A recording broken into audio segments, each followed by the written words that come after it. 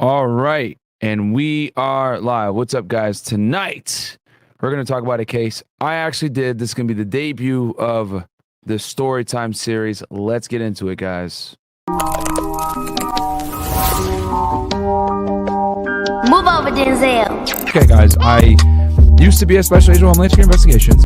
This is the arrest paperwork. Okay, so here is the booking. Cases that I did mostly were human smuggling and drug trafficking. Those are like two crimes that I'm very good agent, very strong agent. I did a lot of big cases. I've done Title III intercepts, which is basically listening to phones. I've written hundreds of affidavits to arrest people.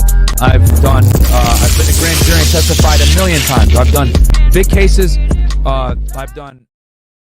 All right, and we are back. What's up, guys? Welcome to Fed It, man. I am happy to be here.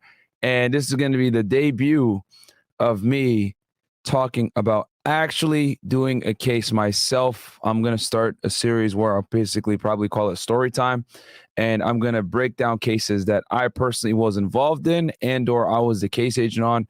And I'll go basically, and these cases are all like closed or done at this point. They're public information. So it's not like I'm talking about anything classified or anything that's active or sensitive or still going on or anything like that. Because obviously I would not do that. But yeah, I've been getting the inspiration for this came because, as you guys know, I break down celebrity cases. You know, we did YNW Melly, we did Pooh Shiesty, Old Block, indictments, etc. And a lot of people were like, "Oh, yo, these are cool and all, but like, we kind of want to see like, what did you actually do?" And I was like, "Oh, okay, well, you know what? I'll go and dig in my brain and remember a lot of the cases that I did." And the one that I'm about to go over with you guys was probably one of the most disturbing ones I've done. And especially since it's a case that I did myself, I'm going to be able to give you guys intimate details, that you might not necessarily get from the other cases, because those other cases I can only read the documents, speculate from an agent perspective what the agent was thinking when he did such and such thing. But on this one, I'll be able to tell you guys like real time what the hell was happening. So, okay, so let's start first with who the hell am I? Because since I'm going to be talking to you guys about a case that I did, you guys are going to have to know who I was, what my authorities were, what type of authority or what my position was. Okay. So, and we got a super chat here. Love my white Nubian queens. Starting real estate school this week in BR, LA Police Academy in December. No excuse to not be a six-figure earner. Reform 23. Good shit, bro. Congratulations, my friend.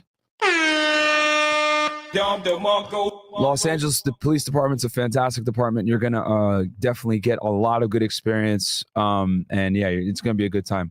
And actually, one of our YouTube guys is a former LAPD investigator. So yeah, so I'll probably have him on the show as well. So it's gonna be a good time, man. And he was actually a task force officer too. So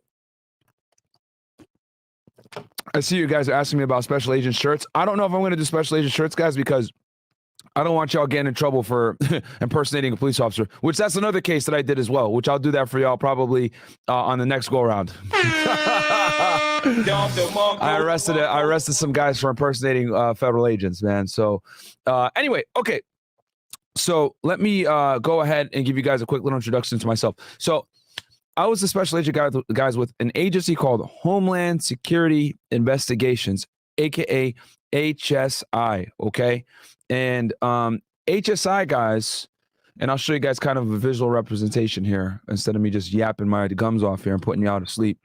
Homeland Security Investigations, guys, is the biggest investigative body in the Department of Homeland Security, and they're the second biggest investigative agency after the FBI. Okay. The FBI has, I think, something around like 10,000 special agents in the United States.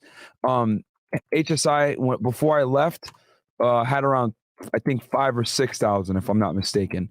So let me go ahead and share screen with y'all real fast so you guys can kind of get a visual representation of who they are. Okay. Okay. So this is them, right? Let me go here. Homeland Security Investigations, ICE. There, let's see here. We're going to play this cheesy little video, their recruiting video. This is one thing that I wish HSI did better at, was advertising. Like, their marketing needs to be a little bit better, because dude, they do a lot of cool shit that other agencies can't do. So here, let me just, this is their promo video. It's a little cheesy, but we'll play it just so y'all kind of get an idea of what the agency is, okay? Can y'all here? Let me make sure that the sound is good on this. You know, matter of fact, you know what? Let me just move it to the other screen. And guys, let me know if it gives you guys any type of feedback or anything. Give me ones in the chat if the audio is good. But this is what HSI is. Oh, you know what? Hold on. Not stop sharing. Let me share this screen instead with y'all. Okay. And I was with the agency guys from 2010 to 2020. I was an intern first, and then I became an agent in 2013. So I served as a special agent for 7 years. And that's where the name 1811 comes from, FEDIT 1811. As you guys know, I had it as FEDIT, FEDDIT, but then it kept getting confused for Reddit. So I said, you know what, let me make it 1811. And 1811, guys, is the job series code, okay, for a special agent in the U.S. government. And I'll show you what I mean by that in a second. So let me know. Give me ones in the chat if the audio is good, okay, guys, that it's not echoing.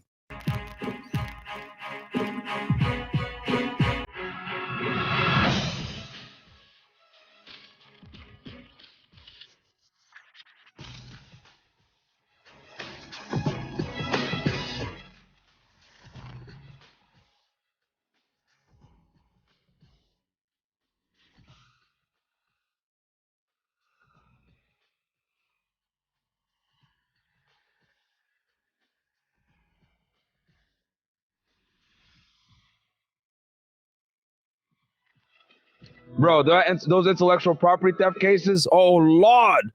Bro, you know how many jerseys I've taken? Yo, if you bootleg, they're going to come after you, bro.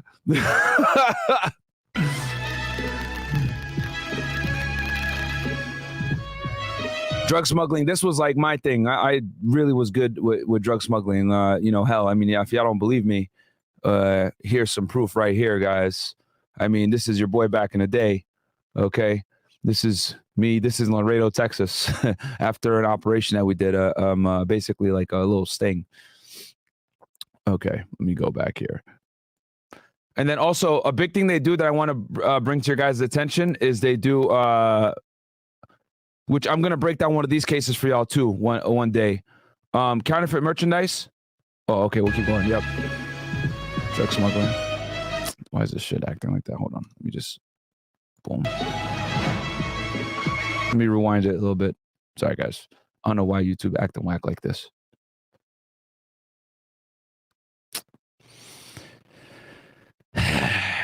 Government's always behind, huh?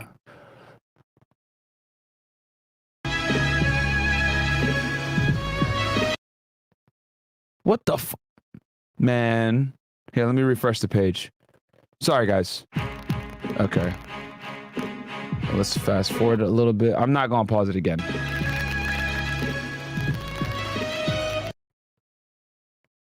What the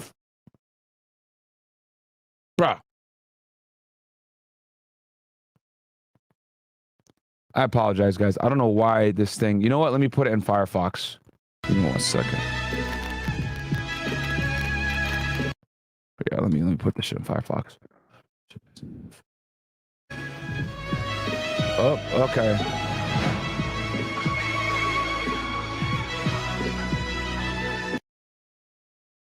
Okay. I'm going to put this shit in Firefox. It should piss me off. Give me 1 second, guys. Okay.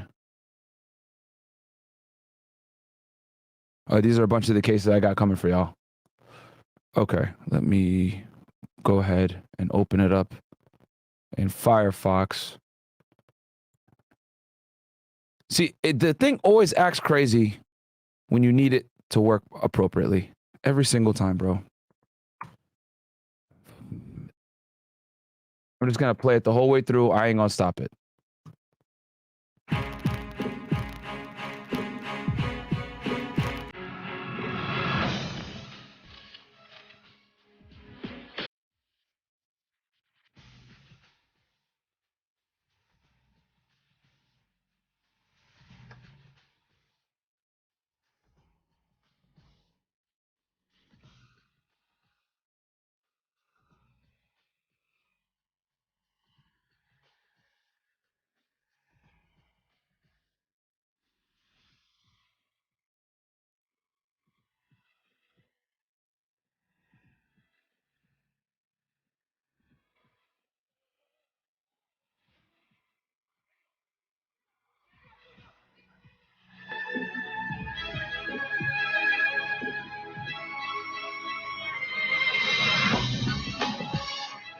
Yeah, artifact theft.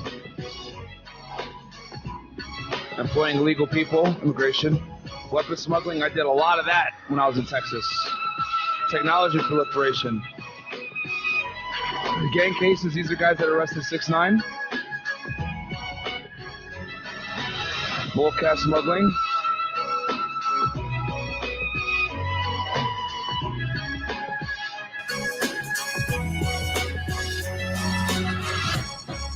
All right, so that's like the little intro thing, guys. I know it's cheesy, but it's the U.S. government. What do you expect? You know what I mean? Like, this is kind of how it goes. And then this is another one. Homeland Security. Yeah, this is kind of like a. Are you ready for the challenge? A recruitment video. You can tell it's the U.S. government when it's like investigative agency in the Department of Homeland Security. HSI uses its broad legal authority to investigate issues such as drug smuggling, money laundering, bulk cash smuggling, weapons trafficking, financial crimes, human smuggling and trafficking, and human rights violations, cybercrime, and export enforcement issues. HSI special agents also conduct investigations aimed at protecting critical infrastructure industries that are vulnerable to sabotage, attack, or exploitation. If it's a crime involving a person. Oh, yeah, I remember raiding those kinds of houses and having like, I got another funny story for y'all with like, when we raided a stash house of illegal aliens. Commodity or money illegally entering or leaving the U.S., HSI investigates it. Are you ready? Are you up to the challenge of becoming a Homeland Security Investigation Special Agent? All right. So. HSI Special Agent. Okay, so that's kind of just an overview. So just so y'all understand, right? So you got Immigration Customs Enforcement. Then you got underneath that two components. I know you guys saw like police and ICE and everything, and you might be a little confused. So you got Department of Homeland Security up top. Underneath Homeland Security, you got the Immigration Customs Enforcement. Underneath Immigration and Customs Enforcement, aka ICE, you got Homeland Security Investigations on one side, and then you got something called ICE ERO on the other side.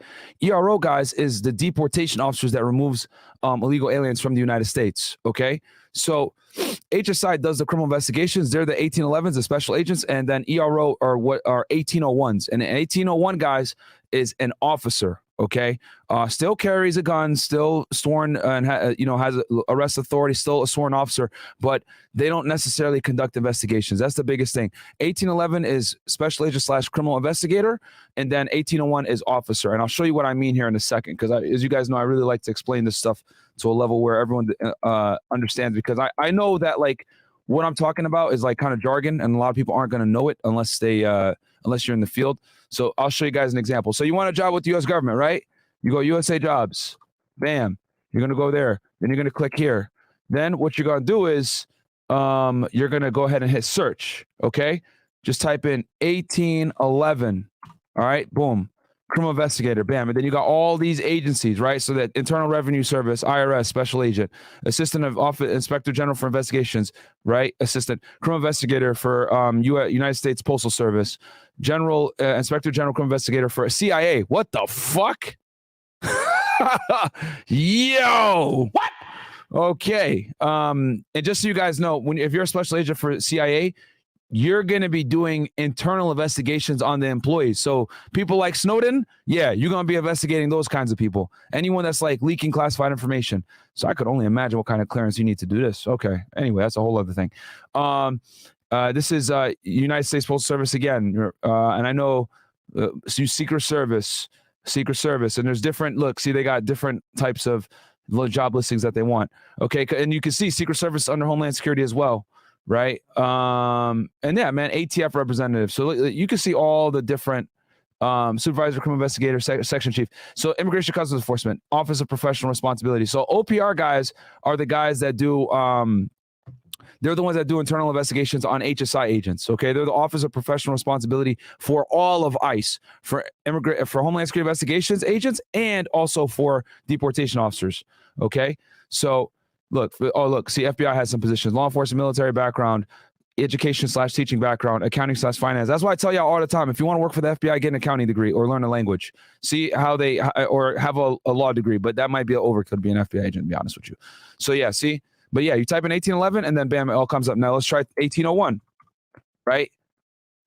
General Inspection, Investigation, Enforcement, and Compliance Series, 1800. But 1801 is basically like, it's officer, bro. So look, see, inspection, let's see here, criminal analyst, HSI intel, transportation security specialist. So depending on the agency, you might carry a gun or not. But an 1801 typically is an officer. Okay, and deportation officers are 1801s. So that's the two components of ICE. Okay, so where I fit in, I was an agent myself. I was assigned to Laredo, Texas, right? And matter of fact, let me see here. I'll go on Instagram and show y'all real fast. So I was assigned to Laredo, Texas, and Laredo, Texas, guys, is the middle of nowhere. Okay, matter of fact, and here's my Instagram real quick just to show y'all. Like I said, this photo right here that was taken. I think this picture was taken in 2017. This is a drug bust that we did. No, not 2016 or 2017. Look at that. I had full head of hair. Man, if I grow my hair out, I can get them waves back. But anyway, that's a whole other thing because my hair is naturally curly. I just had it like brushed down.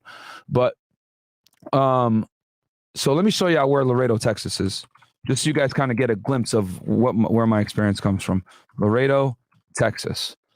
Man, this brings back good memories. Okay, Laredo, Texas.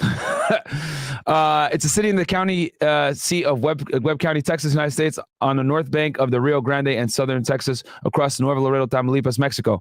Yo, this place right here, one of the most dangerous places in Mexico, guys. This is where the Zetas are from, which is one of the most dangerous / violent cartels. Sinaloa don't got nothing on these guys. These dudes are smaller, but the thing is that these guys are paramilitary. A lot of them are former Mexican Marines. Extremely dangerous. Okay, and I'll also do some cases for y'all where we did investigations on like the higher ups on the Mexican cartel guys.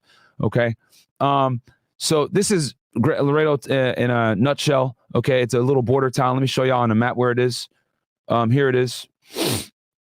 As you guys can see, here it is. Right there's Nuevo Laredo is right across the bridge versus Laredo. And it's right on the Mexican border.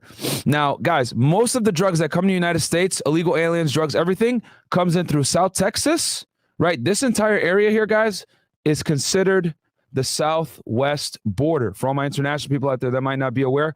So from San Diego, California, all the way down to South Padre Island, aka Matamoros over here, this is the southwest border, guys, okay? And this is where a majority of the drugs and illegal aliens come into the United States now through Mexico. There used to be a strong corridor here from Colombia, right? From Colombia, Colombia right here, all the way here to Miami. And what they would do is back in the 80s, this is cocaine cowboy days, they would take the drugs, okay, get them over to either the DR, Haiti, sometimes Puerto Rico, because if you can get it to Puerto Rico, you basically got to the United States and they don't have to go through customs anymore, which is a big thing. That's why Puerto Rico is very, very busy office. But most of the time it will come to the Bahamas, okay? And here in the Bahamas, guys, it would come into, where is it? Where's Bimini? Bimini. You got Nassau right here. God damn it. Bimini, Bahamas. Where's Bimini? It's over here somewhere. It's just so goddamn small. North Cat. See how small these towns are, guys? These little cities. Because Bimini is only about 50 nautical miles or whatever from Miami. It is not far at all. Okay, Graham. Okay, so here's Freeport, another big drug hub. Oh yeah, also yeah, they would fly to Freeport as well. They would either fly to because Freeport, guys, is right across from West Palm Beach. Okay, but in general, you guys get the idea. So it used to be the drugs would come into the Bahamas, right? This whole area here, and then come into Miami. But those days are done, man. Like they pretty much, man, they got ships all over the place. Like they got, you know, they're intercepting planes, they're intercepting submarines, all that crap. So yes, are drugs still coming into the United States through Miami? Yes, but not at the same rate back in the 80s. Also through Tampa is a big corridor as well. They're always catching like submarines and all this other stuff that has like thousands of kilos of cocaine. But now I think it's somewhere between 60 to 7% of the drugs that come in the United States come in through the southwest border. Okay, guys. So Mexico has basically established a stronghold as far as moving drugs from South America into the United States. So I was right here, guys, at the front lines in Laredo, fucking Texas. All right. That's why I'm so experienced, even though I was only an agent for 7 years, but I did more in 7 years because I worked in 2 busy field offices. I worked in Laredo for 4 years, then I came over and I did Miami. I worked in 2 field offices that were very busy. So, you know, versus like if you're in the middle of fucking nowhere, like if you're like in, I don't know, what's like a dead office, like if you're like in HSI Salt Lake City, like you ain't going to be as busy as an agent down here on the Mexican border or an agent, you know, in New York City or at Miami or any of these big field offices, right? So, and then here's the other thing too I want you guys to know. So Laredo, right, is only 2 hours away from San Antonio, all right? And San Antonio, guys, is what I consider a hub city, whether it's for drugs, aliens, guns, whatever, because it's in a perfect area from a logistical standpoint to get you to anywhere in the United States. So let's go deep dive into San Antonio real quick, just so y'all kind of understand how the Southwest border works. You got Interstate 10, right? And then you got Interstate 35. Interstate 35, guys, starts here in Laredo, Texas, right? Boom, goes all the way up into San Antonio. Then it takes you to Austin, Texas. Then it takes you to Dallas, okay? And then if you follow Interstate 35, right, all the way up, it takes you to Oklahoma City, right? Then it goes to Wichita. Then it takes you to Kansas City. Here it is. Then it gets you to Des Moines, Iowa. Then it takes you all the way to Minneapolis. Not knowing why anyone would want to go to Minneapolis, but it ends right here on is this Canada right now? Yeah, Interstate 35. Yeah. It looks like it ends right around here. And we're pretty much right near Canada at that point. Oh, no. Oh, hold on. Okay, so it ends in Duluth, it looks like. Yep. Okay. So this thing basically gets you from, and obviously you can see why that's important, because from Minneapolis, you can get to anywhere in the Midwest, right? You can get to Chicago. You can get to St. Louis. And then also going back, right? Interstate 35. You also have going north and south. And remember, guys, just so you know, in the United States, when it's even, it's east to west. If it's odd, it's north to south when it comes to highways. So then you got Interstate 10, right? And 10, guys, takes you from Houston, New Orleans, Tallahassee, Mobile, all the way to Jacksonville, right? East. Then west, it takes you all the way to your favorite place, LA. See, look, Interstate 10, bang. So this is why everyone wanted to get drugs from Laredo or illegal aliens to San Antonio, because San Antonio was the main transition location. Okay. Now, also, what a lot of people would do is they'd buy weapons here in San Antonio and then bring them south to Laredo, to McAllen, Zapata, Roma, all these little border towns down here, and smuggle the guns south into Mexico, because guns are very difficult to come by in Mexico, guys. And they need them because the cartels over there have a lot of power and they fight the Mexican Marines. So you'd literally be using automatic weapons and all that. When I was in Laredo, I would hear gunshots from across the Mexican border, because when I was there in 2014, there was a big war going on between the Los Zetas and the Mexican Marines. The police don't fight the cartels there. It's the military. All right. That just goes to show you how deep seated the corruption is. All right. Okay. So let me read some of these chats real fast. Let me go all the way from the top. And guys, thank you so much. I hope you guys are enjoying this. I know I'm giving you guys quite a bit of insight, but I want you guys to understand what HSI is, what it's like working on the Southwest border. So this all makes sense here for you guys in a little bit. Okay. Okay. And thank you guys so much for the support. So Mo Mrizzo, $5 up, Myron. Hope you're doing good today, bro. Yes, I'm chilling. Barely got any sleep, but I'm here. Yep. Shout out to Love My White Nubian Queens. We got Tyga88. Myron, what are your top 5 books that you suggest somebody to read? Damn, I can't think of anything off the top of my head right now. The Rational Male, Mystery Method, Rich Dad, Poor Dad, Unscripted, MJ DeMarco, and damn it, I can't think right now. Okay, Roberto Moreno. Everyone should be. Better Bachelor. It's Better no, not Better Bachelor. My bad. Bachelor Pad Economics. Shout out to Better Bachelor too. Okay, Roberto Moreno, $5. Everyone should be nice to you since you know people. Man, I ain't that special, bro. Mo Mrizzo, sup, Myron? Hope you're doing good. Yep. That was from earlier. And then we got Peter B, Agent Fit t-shirts. Thank you. And then let's see here. Okay, so, and then I got 2 more chats here, guys, and we'll get right back to it. Dej Baby, hey, Myron, thank you for the content. What do you do to prepare for an episode? I just pull up a bunch of the court documents beforehand, which I got some court documents for this case that we're going to go over here in a second. And then we got Anna Rodriguez, love from Austin, Texas. Hey, shout out to Austin, Texas, man. I went up there one time to arrest a fugitive, bro. That shit was the worst, man. I hate Austin with a passion, God damn it. That is not Texas, guys. Austin is another world, but hey, I love Texas, but Austin it's different, man. It's pretty liberal, but great city to be in. Fun city. Okay. Cardi Bands, $2. Damn, they was going to war with the military. Yeah, bro. Yeah, it ain't no game in Mexico. I'm late. Who the assistant this time? No assistant this time, guys. I'm solo. Okay. Yeah, and the reason why the traffic is so bad in Austin, guys, is because the infrastructure never caught up with the population explosion. For the past 10 years, Austin, Texas has been one of the fastest growing cities in the United States. So, okay. So we know what I used to do, right? I used to work in Laredo, Texas, right? I was a special agent for HSI. We know what HSI is. So let me give you guys a little bit of one of the things that we investigate, guys, that HSI is actually very good at is they investigate child exploitation, okay?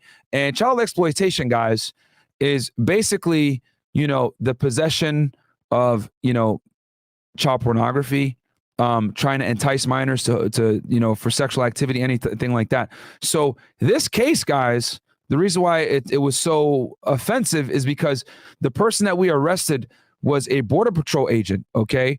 And it's not common that you arrest other feds. It's actually very uncommon. But this one was really, really crazy. And I remember this case vividly because I was the team leader on the arrest. So I wasn't necessarily the case agent, but I was very familiar with the case because I was the team lead on the arrest. I'm going to explain that here in a second why I was the team leader. But so let me explain first what a case agent is. Okay, so guys, when you investigate a case, right, as a whether you're FBI, DEA, HSI, I don't care who you are, or even if you're local police, state police, whatever, there's always someone called a case agent or case officer, okay? And that person is the person that controls the case. He's writing a majority of the reports. He's securing funding for the case. He's the one going to the prosecutor, letting him know what he's doing, what he's got going on. He's the one that's controlling the informant, telling the informant what he needs the informant to do during the investigation. He's the one gathering resources. He's basically the manager of the investigation. He's the point man, okay? He's the one telling the SWAT team, I need you to hit this house. He's the one writing affidavits to get wiretaps, all that other stuff. He's managing the entire case along with the AUSA, okay? So the AUSA and the case agent are like this. They work together because in the federal system, guys, the way things go is when you're doing a case at the federal level, there's not much room for mistakes, okay? I've said this before and I'll say it again. Federal prosecutors, aka assistant United States attorneys, are divas. They will not take a case unless it's airtight, sexy, and going to win.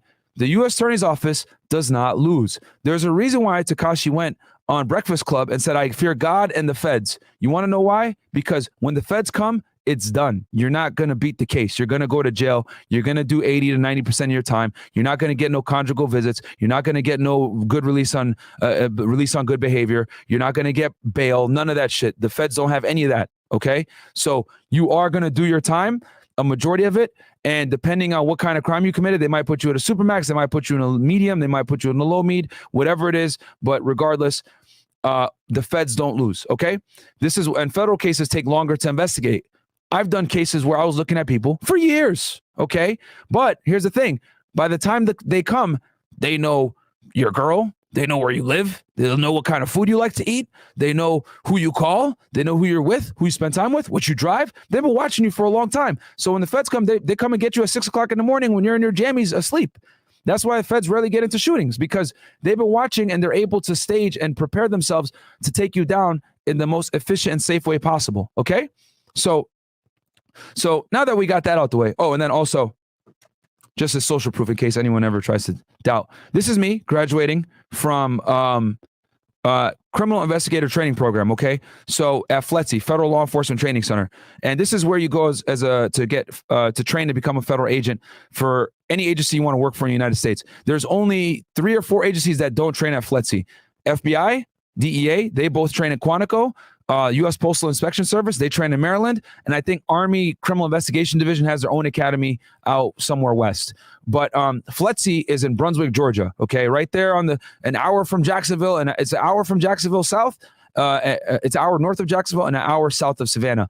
And every major agency outside of the FBI, DEA, and Postal Inspection Service trains there. IRS, Marshals, Secret Service, us, ATF, EPA, FDA, all the Office of Inspector General agencies, we all go to something called Criminal Investigator Training Program, okay? It's recognized among all the agencies. And then after you do the CITP, you go ahead and you can get into like the add-on program. So like for HSI, for example, they have something called HSI SAT, which is another 3 months tacked onto the academy where they teach you laws and things particular to HSI alone, okay? And since HSI is a bigger agency, they're going to have a longer academy.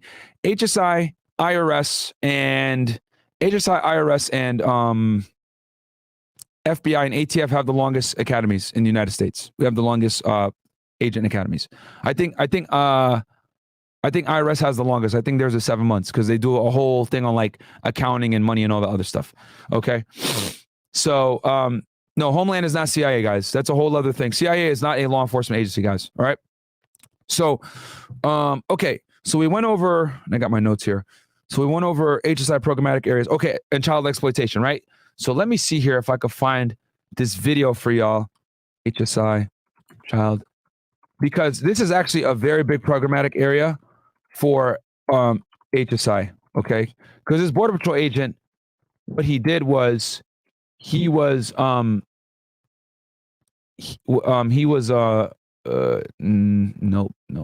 these videos are all whack. I'm not gonna play none of these. Okay.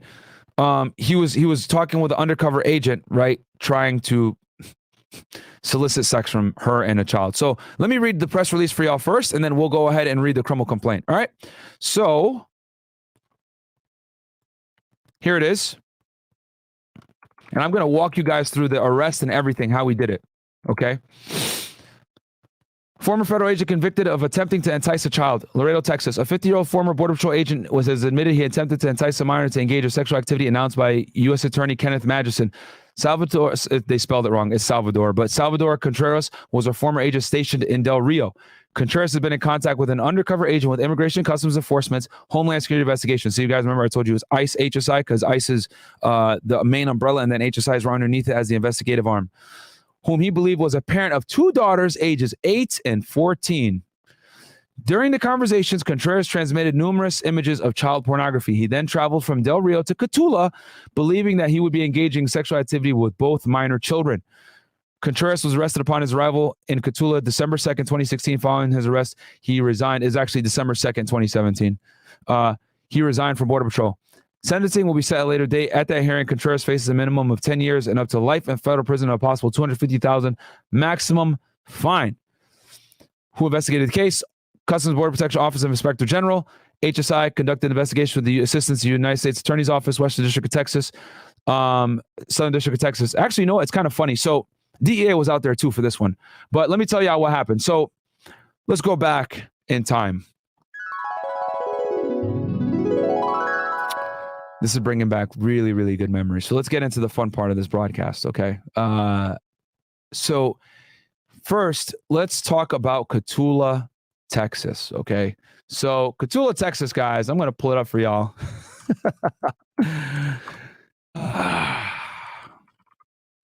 You guys are really about to learn about Myron Gaines. Here we go. This fucking place. Oh, man. Okay. Cotulla is a city in the county seat of LaSalle County, Texas, United States. Its population was 3,700 as of the 2020 census. Guys, it's in the middle of fucking nowhere. Look at this. Downtown Cotulla. All right. This is where your boy Myron was circa 2015 to 2018. All right. That's what I was doing. I was spending all my time in this fucking town, bro. All right. So let's go ahead and get this thing. All right. So, all right. So here, if you guys look, here's Laredo right here, right? Laredo, Texas, right here. You go up Interstate 35, and then you get to two towns. There's this town called Encinal, which is another sleepy little border town. And then you got Cotulla right here. Cotulla, if you guys notice, is smack dab in between Laredo and San Antonio, Texas. Okay? I told you guys before how San Antonio is like a hub city, right? Where all the drugs, illegal aliens, all the shit goes to. Okay? And the reason why is because, like I told you before, San Antonio is a transit city. And if you guys notice, all these border towns have a highway. McAllen, Mission, Harlingen, Edinburgh, the Brownsville over here, Zapata, okay, Del Rio, all these South Texas towns here all have highways that get them to San Antonio. Everyone is trying to get their dope and contraband into the United States, into San Antonio, because San Antonio is a transit city. But Cotulla, guys, this little sleepy town right here is in the middle of nowhere, okay?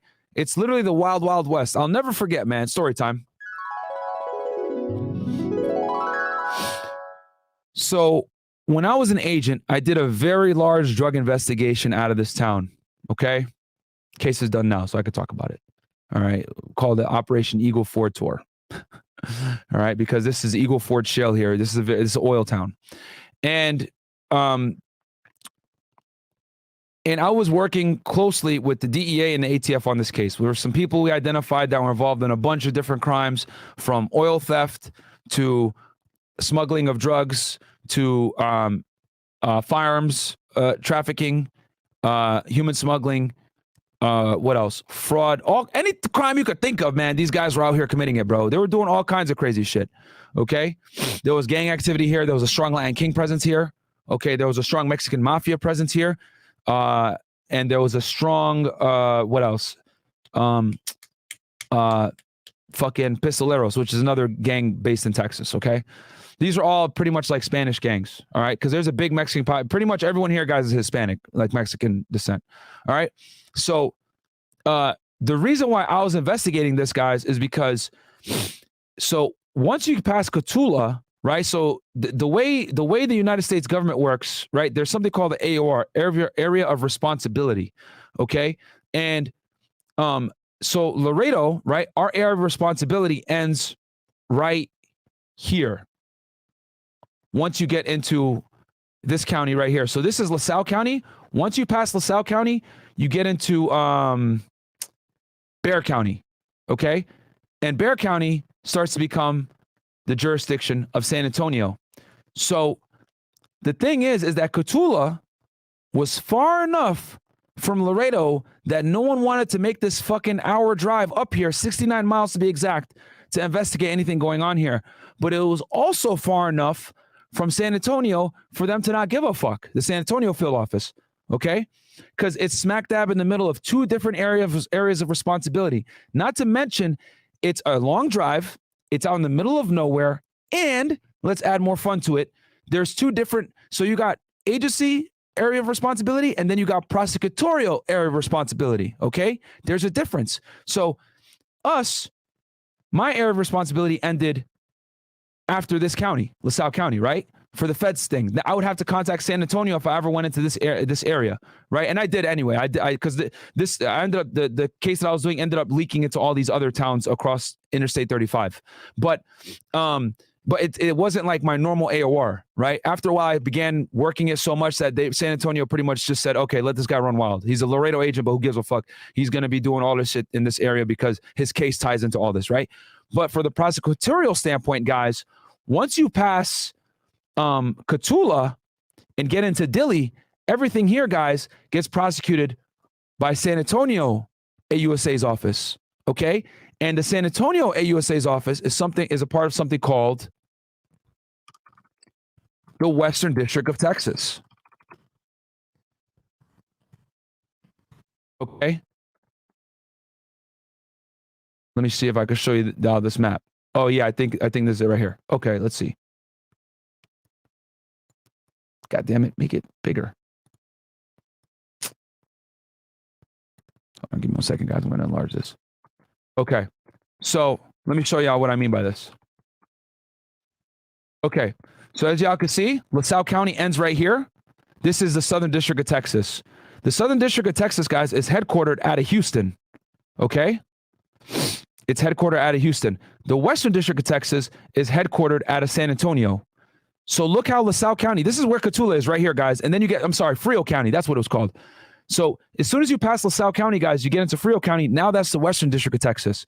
So it was right at the edge of our AOR.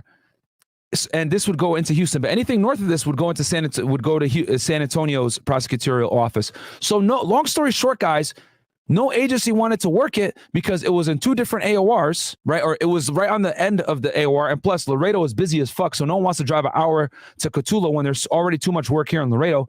And then on top of that, the prosecutors, there's a fine line between the two different judicial districts of who's going to prosecute.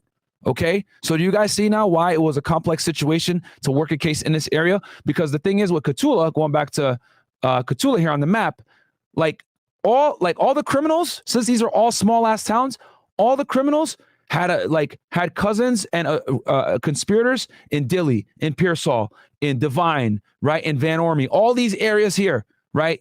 All these areas is like there was crooks. Like I would be investigating one guy here in Cotulla and his cousin was in Big Wells, or I'd be investigating a guy here in Dilley, which this place is a huge Mexican mafia area.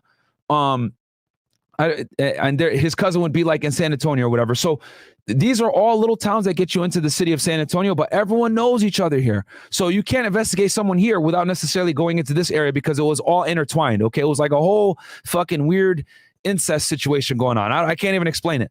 But regardless, I said all that to say this. The reason why I was the team lead was because the undercover agent, right, in this case that I told y'all about, the HSEC undercover agent, who was a friend of mine, I actually know who it is, that was having the conversations. They were like texting this guy on WhatsApp and stuff like that. They arranged to meet him in Cotulla, Texas. Well, guess what? There was only one agent in the Laredo office that was familiar with Cotulla, Texas. This fucking guy, okay? Because I had been doing my drug case and I was doing drugs, I was doing guns, I was doing all kinds of crazy cases. I was working with DEA and ATF there. So no one knew that area like I did. So they put me as a team leader for the arrest, okay? Because the case agent was like, bro, because the case agent actually is a personal friend of mine. We play video games together and shit back in the day. So he asked me, hey, bro, you know this area well. Can you help us? And I said, yeah, I got you. Like, this is my backyard. I'm here almost every day, driving an hour north to Cotulla, right? To interview people, to debrief informants, all that shit, because it's in the middle of nowhere. So I was lead on the arrest, and the guy was supposed to come from Del Rio all the way to Cotulla. Now, let me show y'all that drive, how desperate this motherfucker was to try to get some fucking weirdness. All right. Oh, F's in the chat. Oh, what happened? Oh, shit. I'm just looking at the thing now. Bro, don't go solo no more. Oh, my God.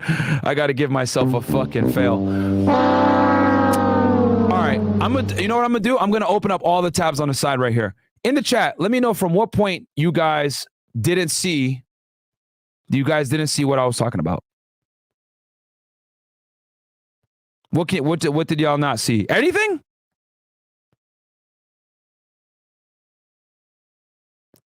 Damn, y'all didn't see nothing the whole fucking time? All right.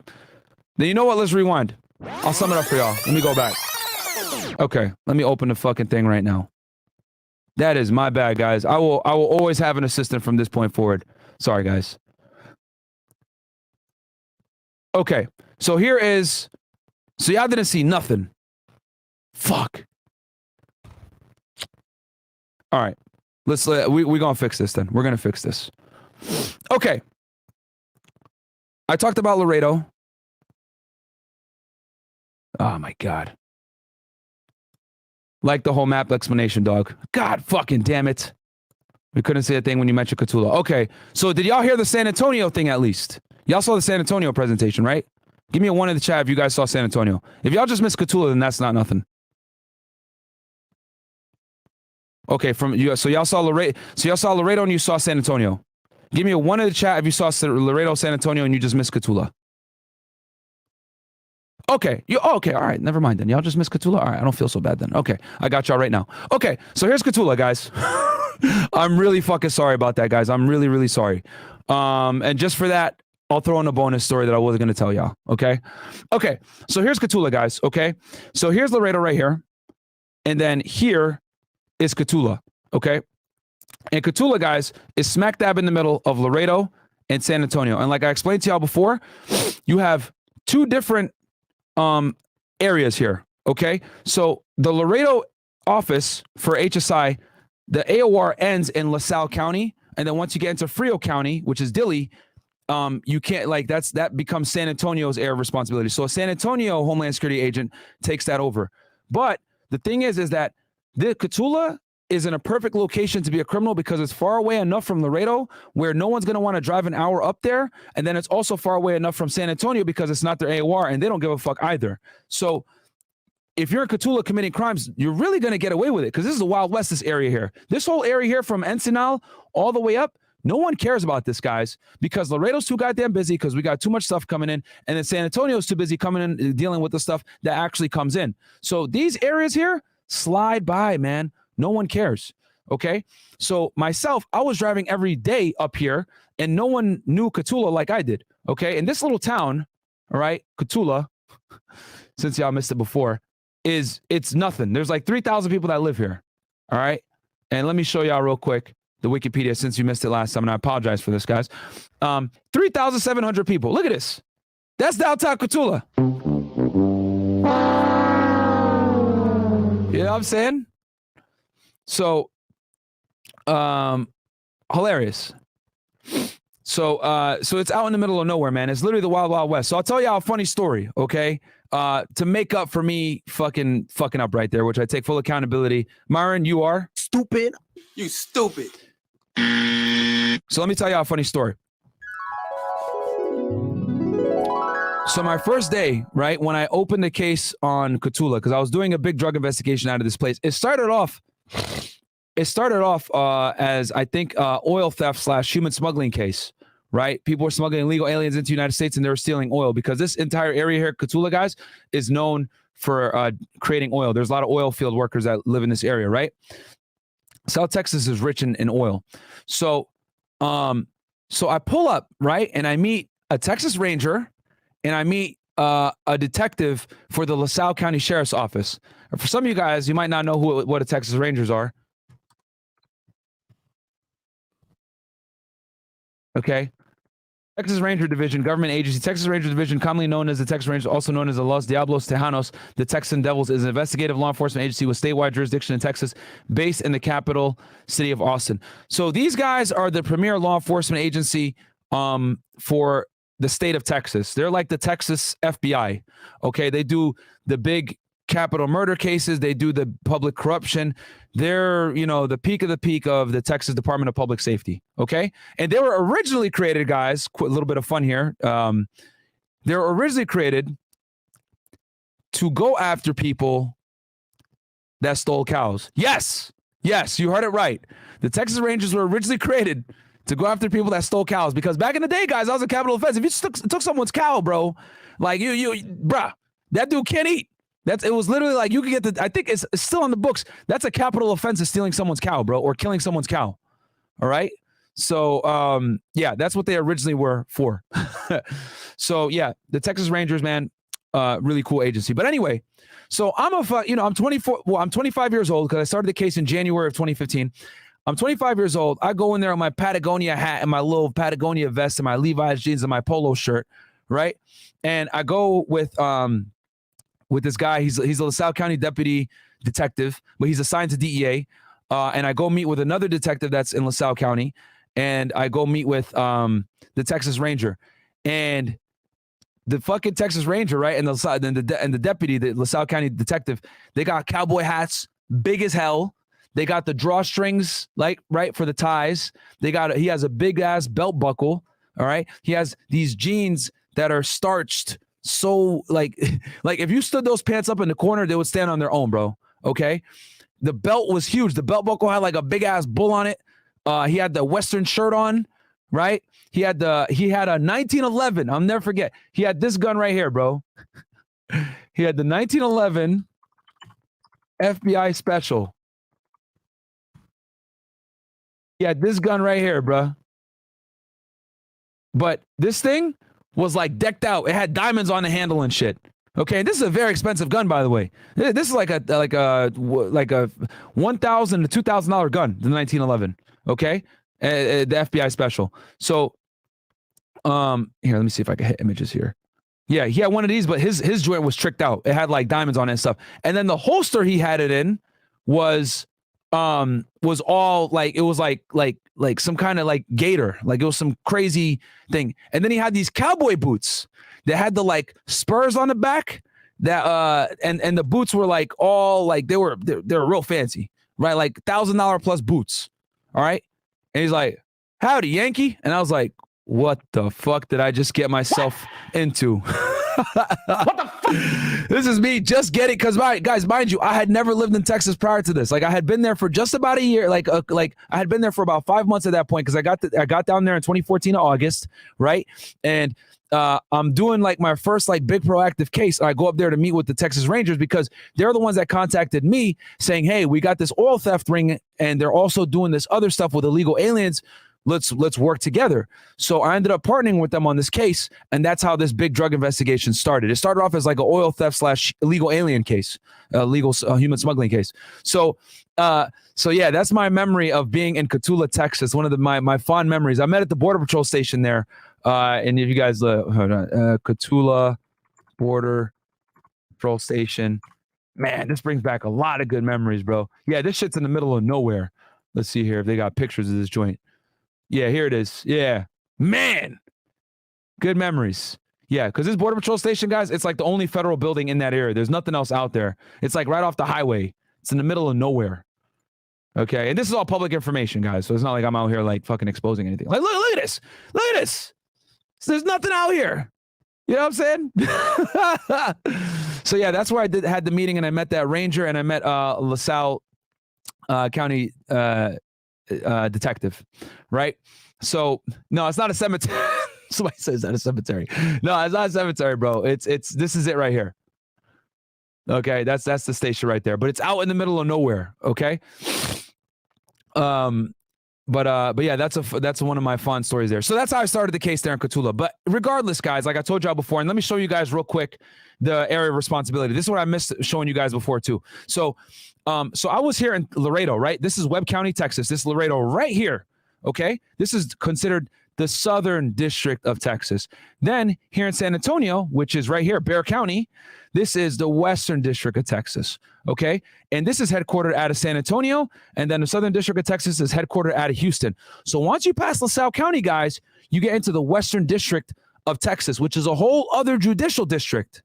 Okay, so this is why when I did this case, it was so difficult to get anything done, because I was operating in 2 different judicial districts and 2 different areas of responsibilities. Do you guys get that?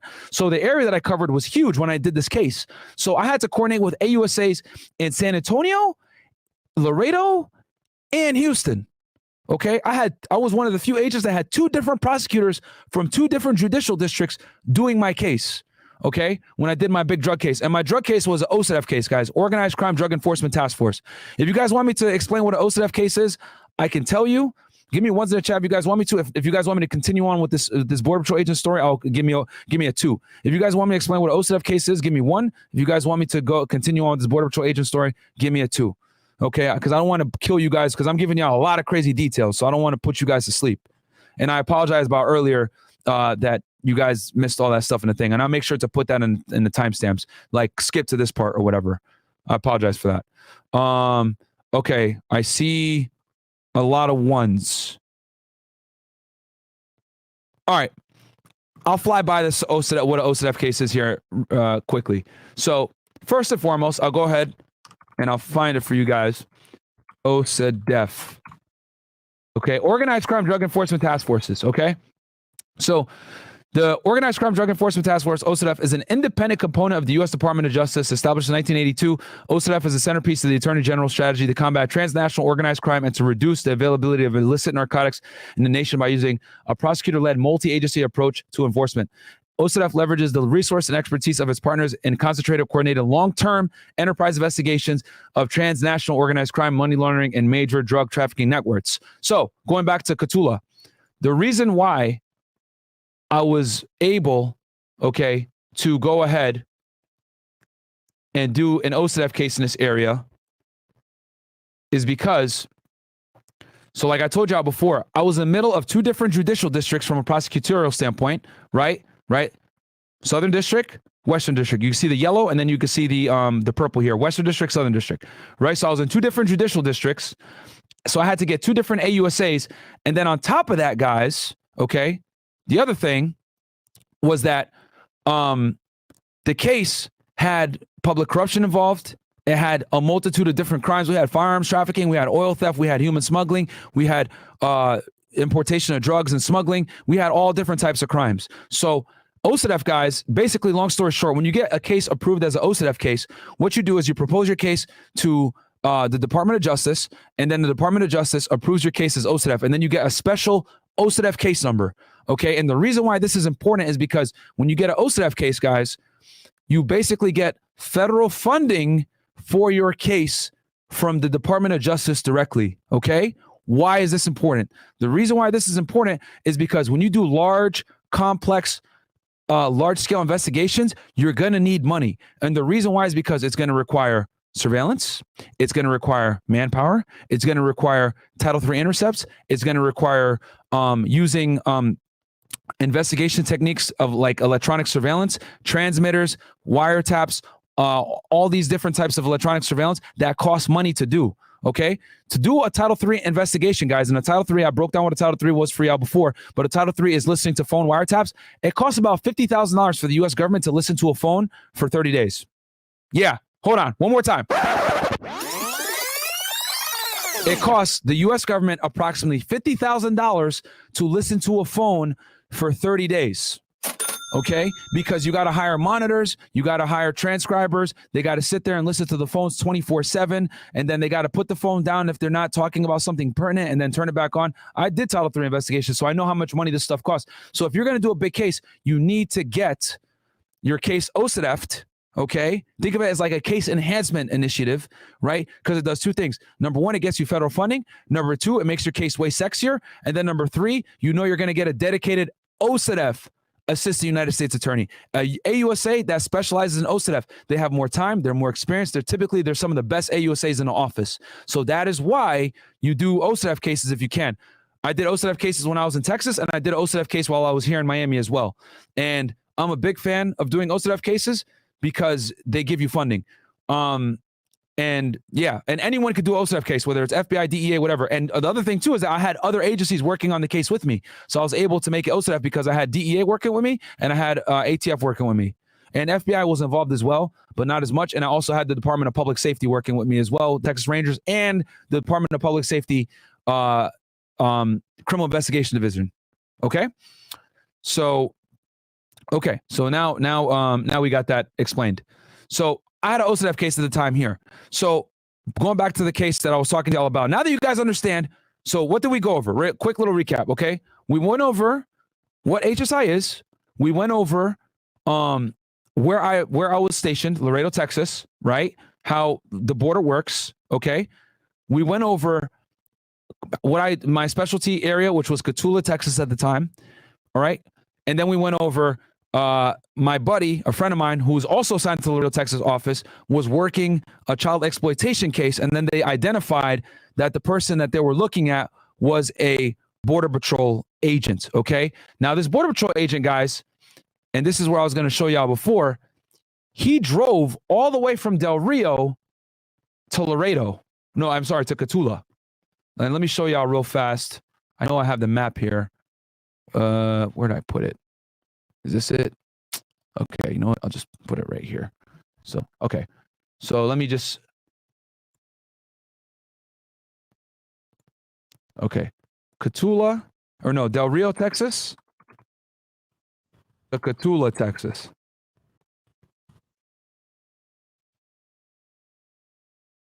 All right.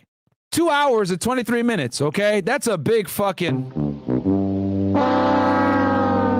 Okay. He drove all the way from here. He was a Border Patrol agent assigned right here in Del Rio, and he went all the way to Cotulla, guys, to go ahead and meet with a kid and a mom who were undercover agent that was posing as a kid and a mom and two kids, 8 and 14, if I'm not mistaken. All right. So So Border Patrol guys. So Border Patrol guys right here. This is who they are. I'm going to pull this, show this to y'all real quick, just so you guys understand what Border Patrol is. The priority mission of the Border Patrol is preventing terrorists and terrorist weapons, including weapons of mass destruction, from entering the United States. Undaunted by scorching desert heat or freezing northern winters, they work tirelessly as vigilant protectors of our nation's border. Okay, translation, guys. Border Patrol protects all this. See this border right here, this line? Border Patrol patrols all of this. Okay? And the easiest way, move this shit out the way. My bad, guys. Can y'all see? Okay. All right. Yeah. So it patrols all this. Okay. And they also patrol the northern border as well. But they're not as heavily staffed here because obviously, well, maybe now because Canadians want to get the hell out. But in general, most of Border Patrol's efforts are here on the southwest border, not necessarily as much on the northern border. So this is the way it works. I'm going to make it very nice and simple for y'all to understand. Border Patrol wears green uniforms. Customs and Border Protections wears blue uniforms. So if you guys go to the airport, I'm sure you notice, not TSA, but when you go international, there's guys in a blue uniform like this, okay? And I'm a visual guy, so I'm gonna get a picture of it for y'all, okay? Because I want you guys to understand what a Border Patrol agent does versus what a customs officer does. So Border Patrol uniform, okay? So this is a Border Patrol agent. Wait, Border Patrol uniform and CBP OFO uniform. See if I can get them both together. Bam. Okay, perfect. So this is an example, okay? So you got a Border Patrol agent here, green uniform, and you got a customs officer here, CBP officer, Customs and Border Protection officer here in a blue uniform, okay? And I'm going to go ahead and make sure I move this out the way, okay? So what's the main difference between these two guys? Green uniform guys, to make it nice and simple, they patrol all of this, okay? They patrol all the areas that you're not supposed to come into the United States through, all right? And then these guys in the blue uniforms, they patrol all the areas you're supposed to come into the United States through. Airports, bridges, railroads, whatever way you're going to come into the United States, they're there to inspect you, okay? So if you're a U.S. citizen or you're an alien, right, green card holder, whatever it is, these guys conduct an immigration inspection when you come in, and they also check your luggage or whatever else like that, and they do their customs inspection, immigration inspection. These guys, their duty is to investigate all the areas you're not supposed to come into the United States through. So like the brush, the rural areas, etc. That's why they wear their green uniforms, because they be out there in the brush, looking for illegal aliens trying to come in and walk into the United States or cross the Rio Grande River or whatever else it is, because you guys can see the southwest border is huge. And then if you go back to Laredo here, right, we got the Rio Grande River right here, okay? And a lot of people come across the river, and this is where the Border Patrol is, making sure that people don't come in to the United States through that. And then here, right, this is Bridge 2 right here. This is the Juarez Lincoln Nuevo Laredo Bridge. This is where CBP is, these guys in the blue uniforms, waiting for you to come in. You drive in, they inspect you of what country you're a citizen. They check your passport, or if you're a green card holder or a visa holder, they check your visa, and then they formally stamp your passport and let you come into the country. Okay, so do we have that established? So green is you shouldn't see them, okay? And then blue is who you see when you come into the United States legally. So if you see the green, you're coming in illegally. If you see the blue, you're coming in legally. Bam, that's the simplest way to put it, all right? And that's the two different uniforms. They're both under the umbrella of Customs and Border Protection. Border Patrol, and then Office of Field Office, or the blue uniform, CBP. All right? All right. Hopefully that wasn't too confusing and that made sense to you. Okay? Now, so this Border Patrol agent, guys, drove all the way from Del Rio, Texas, to Cotulla. All right? And like I told y'all before, no one knows Cotulla like I do. So we have a child pornography group in Texas, right? And in Laredo, sorry. And what they did was they investigated child pornography. They investigated child enticement cases, whatever. So the case agent was friends with me. So he knew I was doing my big drug case, my OCDETF case out of Cotulla, right? And he was like, yo, bro, I need you to be the team lead on this arrest because you're the only person that knows the area. And I was like, cool, I'll take lead. So I was the one that made the, the takedown, all that other shit. I told him where you should probably meet the guy, everything else like that.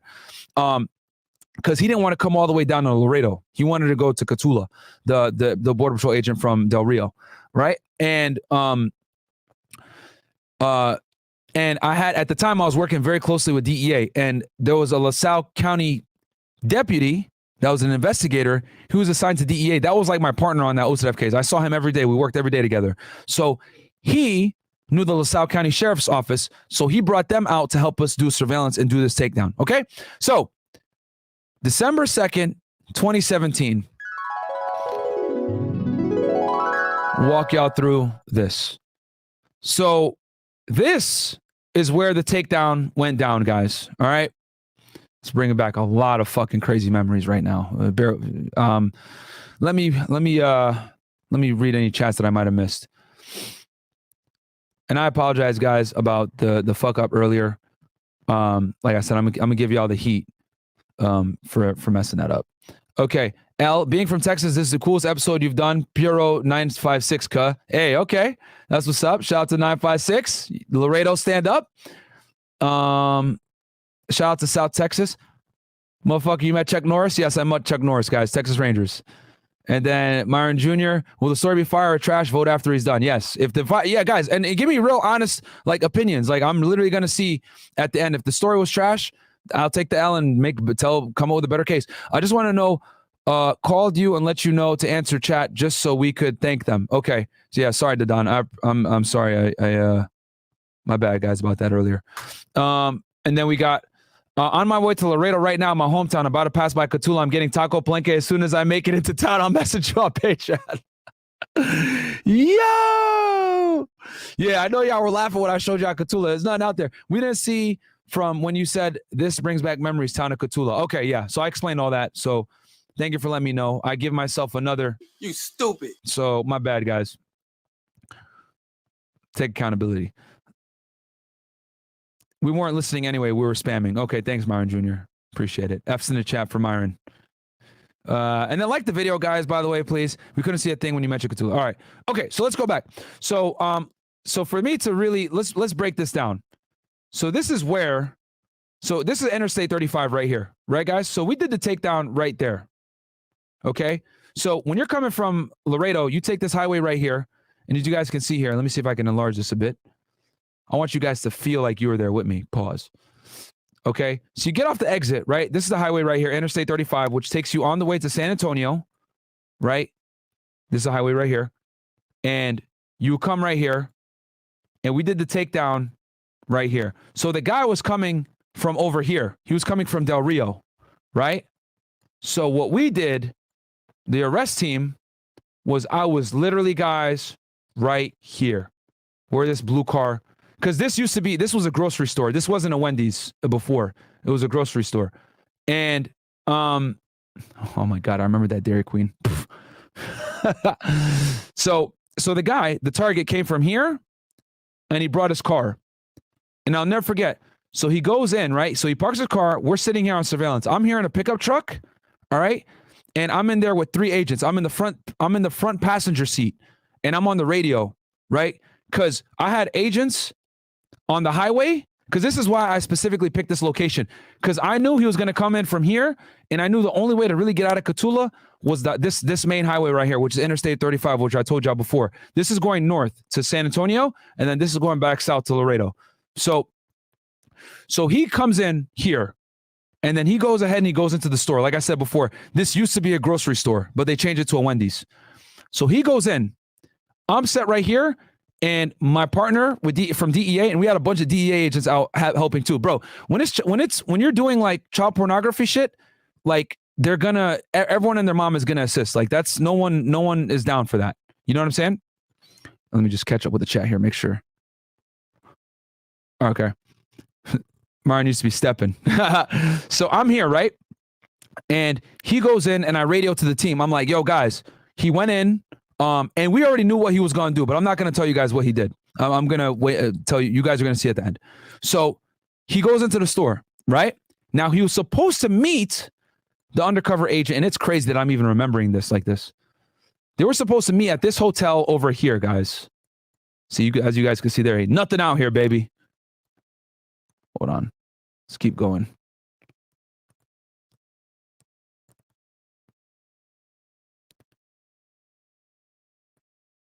The hotel, guys, is okay. So that's the Family Dollar. Okay, is this before? This is probably before they built it. Because look, okay, so yeah, so this is the main road at Cotulla here, guys. As y'all can see, there ain't nothing out here, baby. There's nothing out here.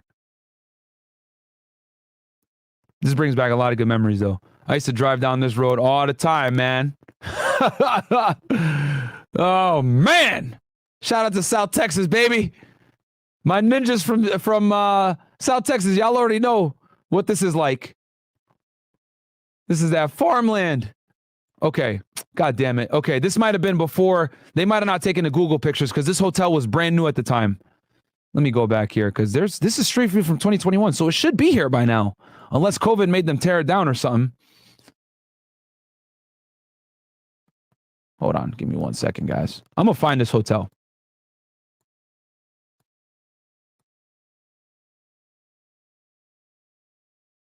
I'm going to find this goddamn hotel. Oh, I've done so many drug deals at this gas station, by the way. I got a lot of shit for y'all that we're going to talk about. Okay, you know what? I'm going to just go ahead. You know where it is? It's right here. No, take me back this way. Okay. Bear with me, guys. Okay, so these are a bunch of... Okay, so the hotel is actually like back over here. All right, and it... Let me... Cotulla, Texas hotel. Oh yeah, this is it right here. What the fuck? Let me go back. Okay, this is where they're supposed to meet. This hotel right here. What's the address for this shit?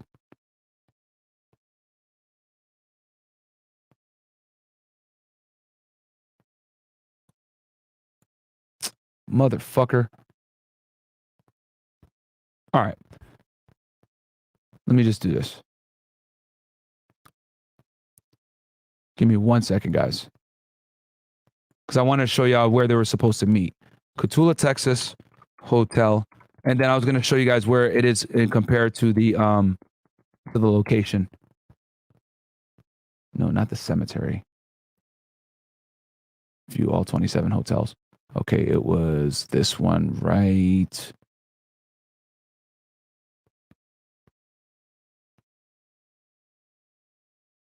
I think it was this one.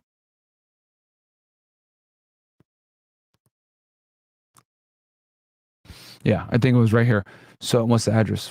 Yeah, 447. Bam. Okay. Yeah. Press in real fast. Bear with me here, guys. I'm doing this one on the fly because I had just remembered that they were supposed to meet at the hotel.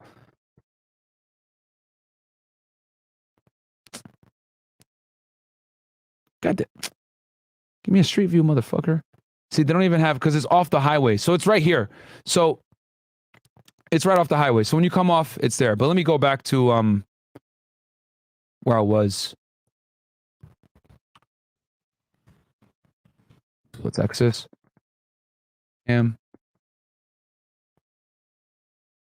Interstate Highway 35. Yeah, here's the Taco Palenque that he was talking about earlier. Man. Okay, so let me drop the little man right here. Because here's Interstate Highway 35. You come in. Oh, yeah, Wendy's. Okay. Okay. So, all right, going back to the takedown. All right. So they're supposed to meet at that hotel. Yeah, this is public info, guys. Don't worry. Because this case was done back in 2017. So anyway, they're supposed to meet at that hotel, which is back over here somewhere. All right. And I'm over here set up here. And the Border Patrol agent, he comes. And I remember when I was doing the briefing, right? When I was, oh yeah, guys, do me a quick favor. Like the video, please. I apologize for the hiccup earlier. So when I was doing the, when we're sitting here up on surveillance, I remember asking, because it was Office of Inspector General that like was doing like the main case because he was an employee. And then it was us helping because because what happened was they were investigating and they were doing a child exploitation case. Then they found out the guy was a Border Patrol agent. And then when they found out he was a Border Patrol agent, they had to bring in the Department of Homeland Security Office of Inspector General, which I did an episode on this. Office of Inspector General, guys, is basically the guys that oversee and go after corruption, fraud, and abuse. So if you're like a government employee and you're doing stupid shit, the Office of Inspector General is coming after you. Okay. So since this guy was a Department of Homeland Security employee, Office of Inspector General was involved. So I remember, because they have all your records. They're the one, they have your academy dates, they have your employment records, etc. So I remember when I was at the briefing, I asked them, yo, what hand does he shoot with? And they were telling me he shoots with his right hand. What? Yo, what? What's going on, guys? I'm looking in the chat right now. Some people are saying what and what's going on. Is everything good? Give me ones in the chat. Everything is good for y'all. Something wrong? Everything good, guys? Give me ones in the chat if we're good money. Let me look on YouTube. Okay, everything good? All right. Okay. Did we like have a lag spike or something? Okay. I'll make sure I get an assistant on the next one, guys, every single time. I'm doing this one solo dolo. Okay, but anyway, okay.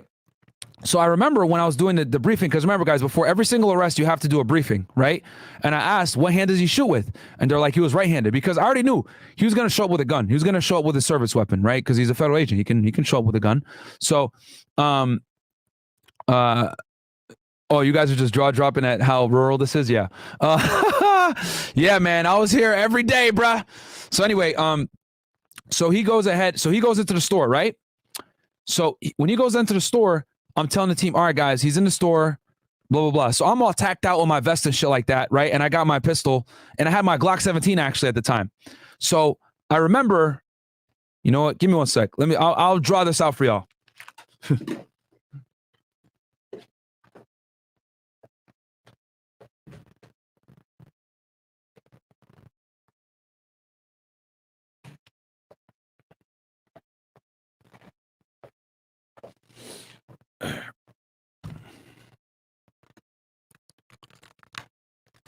All right, so, okay, so I'm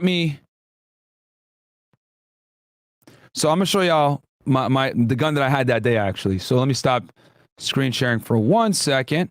So this is my Glock 17, guys, okay, that I had. This is actually when I was on the job, the gun that I used, this is back 2017. So here it is, right? Obviously, guys, always keep the gun, finger always off the trigger, unload it, make it safe, right? Okay.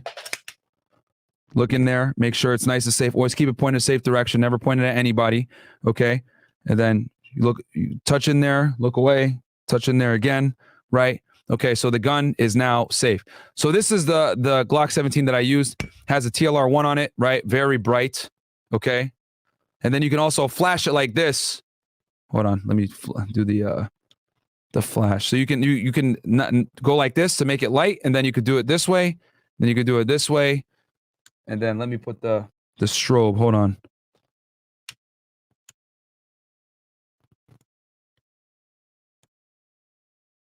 Yeah, and then you can also do the strobe, and that shit will fuck you up, man. All right? So you could do the strobe. So to disorient the person. So I'm sitting over here, right? And let me share the screen again. We ain't fucking this one up again. So I'm sitting right here. And I'm on surveillance on the radio, and he goes in. So he comes out. I'm like, oh shit, it's time to take him down, because I can't let him get back to his car. He has a car parked like right here, right? So I get out, right? And I remember the gun, guys, isn't loaded, so I'll just push it here for dramatic effect. So I remember getting out the car, because mind you, I'm in the front passenger seat, right? So I get out and I got my vest on. And I go like this, I come out, and remember, I'm right here where the mouse is. I'm right here. So we're right here. He's coming out. We pull up the car, and then we speed it right around where this red truck is.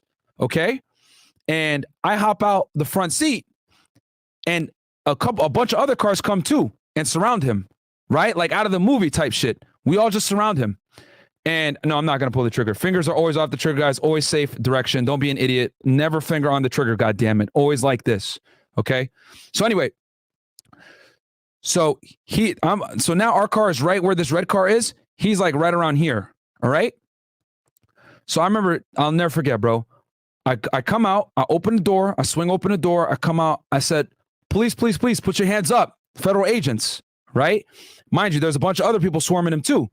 And I'm looking at him and he has his like back to me, right? So he's like I'm over here, right? I'm trying to describe this son. So he's that way and he's looking this way.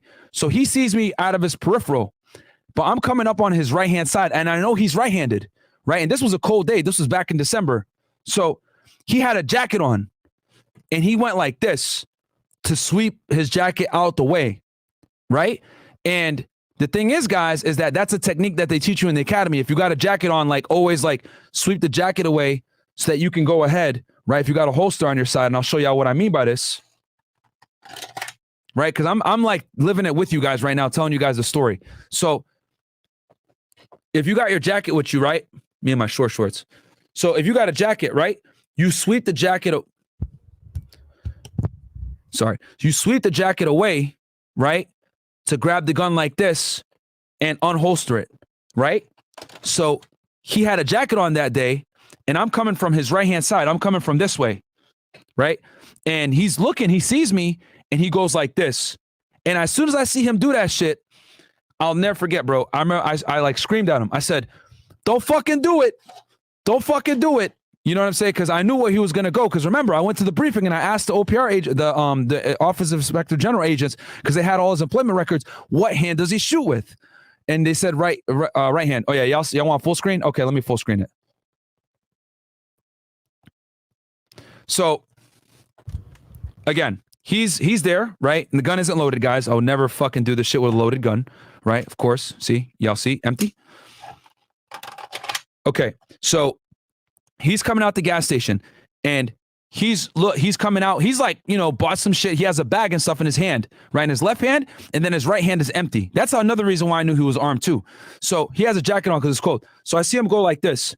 He goes boom and he sweeps over and I see him like doing this. And I already know what time it is. I know he's going to go for his gun, but he doesn't know who I am yet because he sees everyone surrounding him. And it's like kind of like an OODA loop. They call it the OODA loop where it's like, you're like paralyzed by like surprise because he sees a bunch of people coming at him with guns and then it takes him a second to register. Oh, these guys are law enforcement, right? So, but he's trained like, oh shit, what's going on? So he goes to sweep his jacket like this. And I remember seeing him do that because he was like facing this way and I'm coming from his right-hand side and I was kind of coming from like behind him. And he goes, and I remember pointing the Glock at him, this same gun actually, right? And I remember pointing it and I said, don't fucking do it, man. Put your hands up, federal agents, police. And he looked at me and he went like this and then he stopped. And I had, at that point, like my finger was like right here, man. I was about to put it on here because I was like, yo, if he reaches for that gun, I got to shoot him. So, because he was obviously armed. He was off duty, but he was armed. And my supervisor jumps in the way and fucking grabs him and tosses his ass to the floor. And I was like, that was okay. All right. And then I just, and then I holster, a sigh of relief. And then I holstered my gun and then I helped them cuff him. Right. And, yeah, that was probably one of the closest I came to shooting someone. There was one other situation too that I'll tell y'all another story. It was like one of my first cases. But here, let me share the screen. So we end up arresting him right here. And taking him down and everything. And there was everyone there, bro. DEA was there, HSI, Border Patrol was helping us, right, from the Cotulla station. Because they were like, nah, we got to get this guy. He's a dirty fuck. So yeah. So that's what it was. So okay, so and then we took him to the jail. So let me okay. Can you do the Miami gold smuggling case? Can you put the article maybe in the chat so I could look at it? And then, or put the name of the person that was the main person. Okay, I'm going through the comments. Where are your pants, sir? Nowhere to be found, sir. I do all these broadcasts with no pants on. That's the way it goes. And then let's see here if I missed anything else. All right, cool. So we took him down. We arrested him, right? So here's the court documents, guys. And this is the guy, actually. Let me show y'all a picture of the offender. This is him, Salvador Contreras. Okay. This is because that was the day we arrested him. So we arrested him and then we brought him down to Webb County Jail so he can go to the marshals the next day. So, and let me get the court document for y'all. Okay.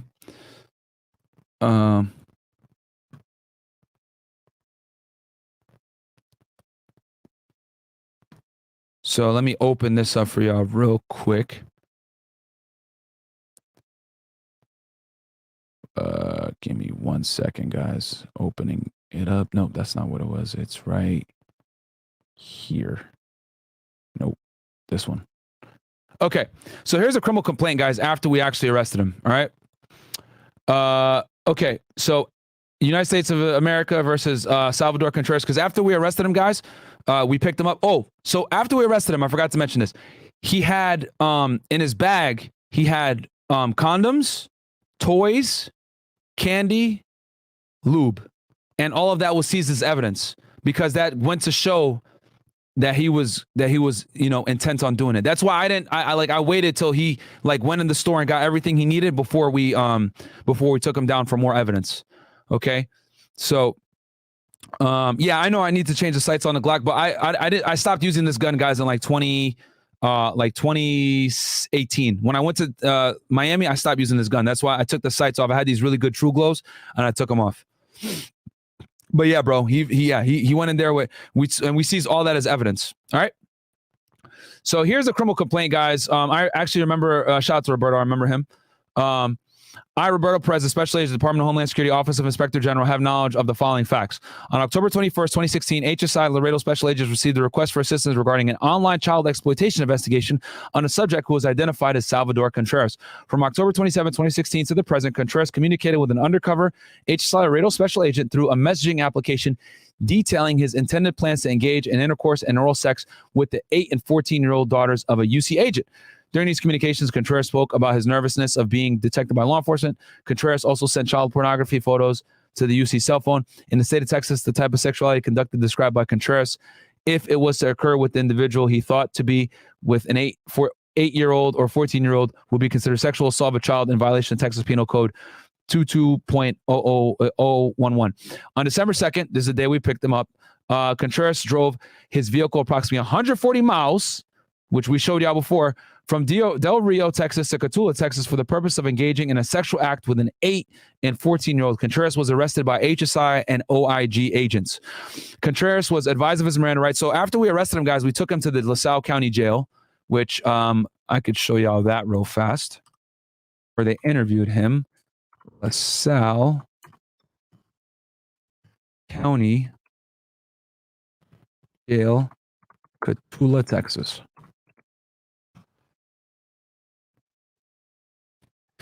I want to laugh. So this is where it is. Basically, and this is all public information. This is LaSalle County Jail. This is where we took him after we picked him up. So we arrested him. It was all the way down here where the arrest occurred. And then, yeah. And then we took him there to get arrested. Sorry, to get interviewed and everything like that. Okay. And so they took him, they interviewed him, and his Miranda rights, guys, the Miranda rights, shout out to Fresh, is, you have the right to remain silent. Anything you say could be used against you in a court of law, blah, blah, blah.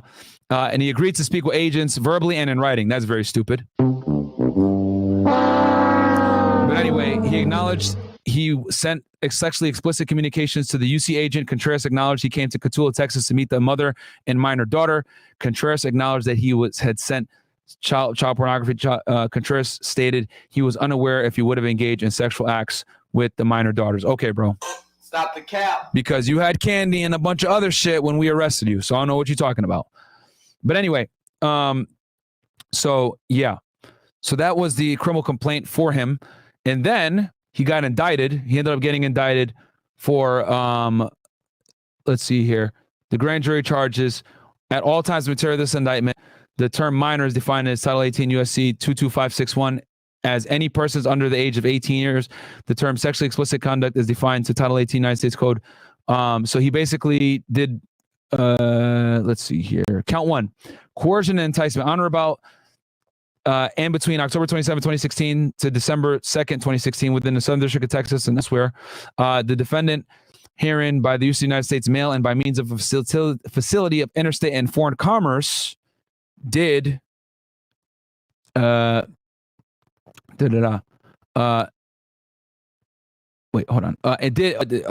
knowingly attempt to persuade, induce, entice, and coerce an individual who defendant believed had not attained an age of 18 to engage in sexual activity for which a person charged with a criminal offense under the laws of the state of Texas, namely the crime of sexual assault of a child. Okay, and then count 2, on or about, because it was for 2 kids, so they hit him with 2 counts per child. Okay, and this is a very easy indictment, as y'all can see. Fred De La Rosa prosecuted the case. I remember him. I don't know if he's still at AUSA. I think he went into private practice. So yeah, guys, he got indicted, and then this is the actual factual statement. He ended up pleading guilty, guys, and this is the factual statement. So anytime you plead guilty, guys, you have to plead guilty to a factual statement. Okay, so this is the factual statement that he pled guilty to. On or about October 27, 2016 to December 2nd, 2016, the defendant, Salvador Contreras, communicated with an undercover HSI special agent through email, text, and phone calls and WhatsApp Messenger. The defendant expressed his desire to engage in vaginal and anal intercourse with who he believed to be the UC's 8-year-old and 14-year-old daughters. Then, of course, the conversations, the defendant transmitted approximately 15 child pornography images via a cellular telephone through text messages and the WhatsApp Messenger.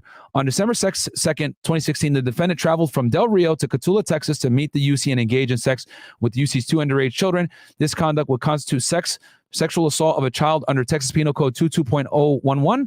Upon arrival, the defendant was arrested by HSI investigators. I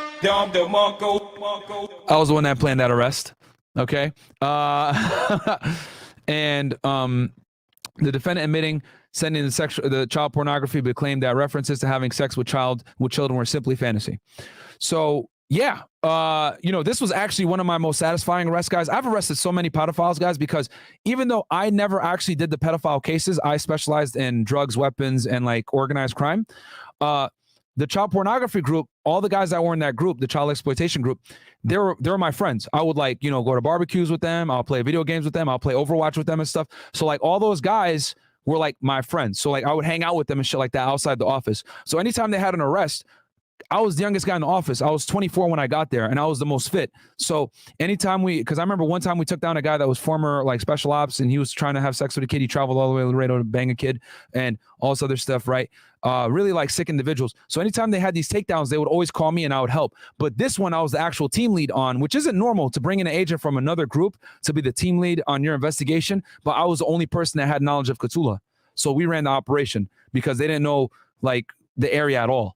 So that's what happened. So he pled guilty. Bro, you should catch pedos on this on this channel.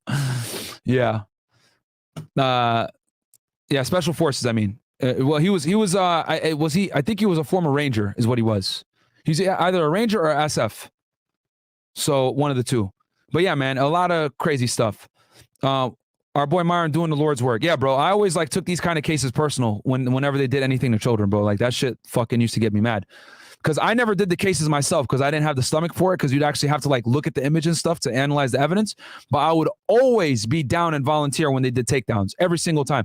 Anytime the child exploitation group had a search warrant or they had an arrest warrant, I was always involved. I always volunteered every single time. Every single time. And they would call me too, like, hey, we got a warrant, you want to join in? And if I wasn't doing something with my other cases, I'd always help out because they're, number one, they're my friends, and then number two, doing fucking God's work, bro, putting away bad people. And I get to have the fun part. I get to arrest them. I don't have to worry about the evidence and interviewing them and asking us all this other stuff. Because when you're interviewing these, let me tell y'all something about child exploitation cases. When you deal with these people and you do the interviews, you have to befriend them first to build rapport. It doesn't work like the movies where you go in there, listen, asshole, we caught you with 50 lollipops and a bunch of naughty pictures. you better fucking tell me what I want to know or else. It doesn't work that way, guys. It's not like the movies. You actually have to sit there. You have to sympathize with them a little bit. You have to like ask them about their past. You got to listen to their, you know, a lot of them come from trauma. You got to listen to that for a bit. You got to let them talk about themselves. You got to really like ease it in, build some rapport, bring them some food and shit. Right? I know was the anime group, they be laughing about that shit. Like, oh, you brought them some Big Mac, you gonna snitch. Not necessarily like that, but you got to build rapport with the person. And these child exploitation cases, these guys are fucked up in the head, guys. So you got to come in and do the interview from a whole other perspective. You almost have to like feel sorry for them. Like you kind of almost have to make them feel like victims. That's how you get a confession. All right. So there's some sauce for you that nobody is going to be able to tell you. So anyway, so that's why I never wanted to do, because they asked me if I wanted to go to a child exploitation group, and I said no, thank you. Give me the gang members, the drugs, and the guns. I'll do that. I ain't doing no child exploitation cases. I'll come for the arrests, but I'm not doing the investigations. No, thank you. And then this was the judgment. Okay, so he ended up getting convicted, guys, and he ended up getting. So he pled guilty on March 7th, 2017. Okay, he got arrested on the December 2nd, 2016. Sorry, I said 2017 earlier. And this was the judge, the United States District Judge, and he got 132 months. Holy goddamn, that is that's 11 years, guys. He got 11 years. And if he didn't plead guilty, he would have got way more time, by the way. So, and here he is right here. I did the liberty of doing the inmate locator. And he is in Inglewood, FCI. Okay, that's where he is now, guys. You can look this all up. He's 55 now. He's going to get out in 2026. And they're going to probably put him on the sex offender list too. And this is where FCI Inglewood is. Where the hell is this? Oh, Colorado. Okay, so this is actually the less security prison. As y'all know, when we broke down the other cases with you know, Sarnev and the terrorists and shit like that, they got them at the FCI Max in Colorado, and Florence, Hanson, they're all in the Max prison. But this is him, guys, and this is where they got him now, FCI Inglewood. All right. Yeah, it was disgrace, bro. Fucking, you know, you take an oath when you become an agent, bro, to uphold and protect the Constitution, the law, protect and serve. And the fact that he was out here soliciting minors is fucking terrible, bro. Yeah, he got lucky for only getting 11 years. But yeah, this is a case that I remember vividly. It was a good time. So I'll open it up for Q&A now, if y'all want, and I'll pull up the super chats as well. Thank you guys for bearing with me. I really apologize about the mistake earlier with the as far as like the you know, not pulling up the video and everything. My bad, dogs. Okay, so let me go ahead and make sure I have all the super chats. That I don't miss any of you guys. And I really appreciate all the support, guys.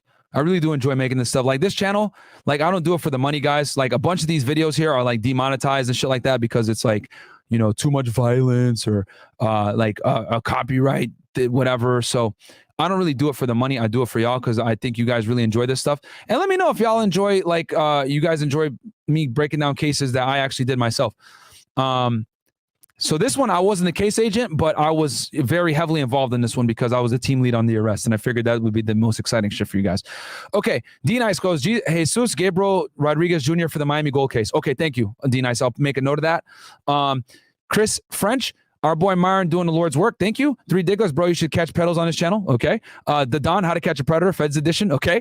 Mr. King, $20. Salute, Myron. I just retired from the job up here in New York. We're moving down to Florida in a couple months. Hey, congratulations to you, my friend. Thank you for your service. Shout out to the Blue.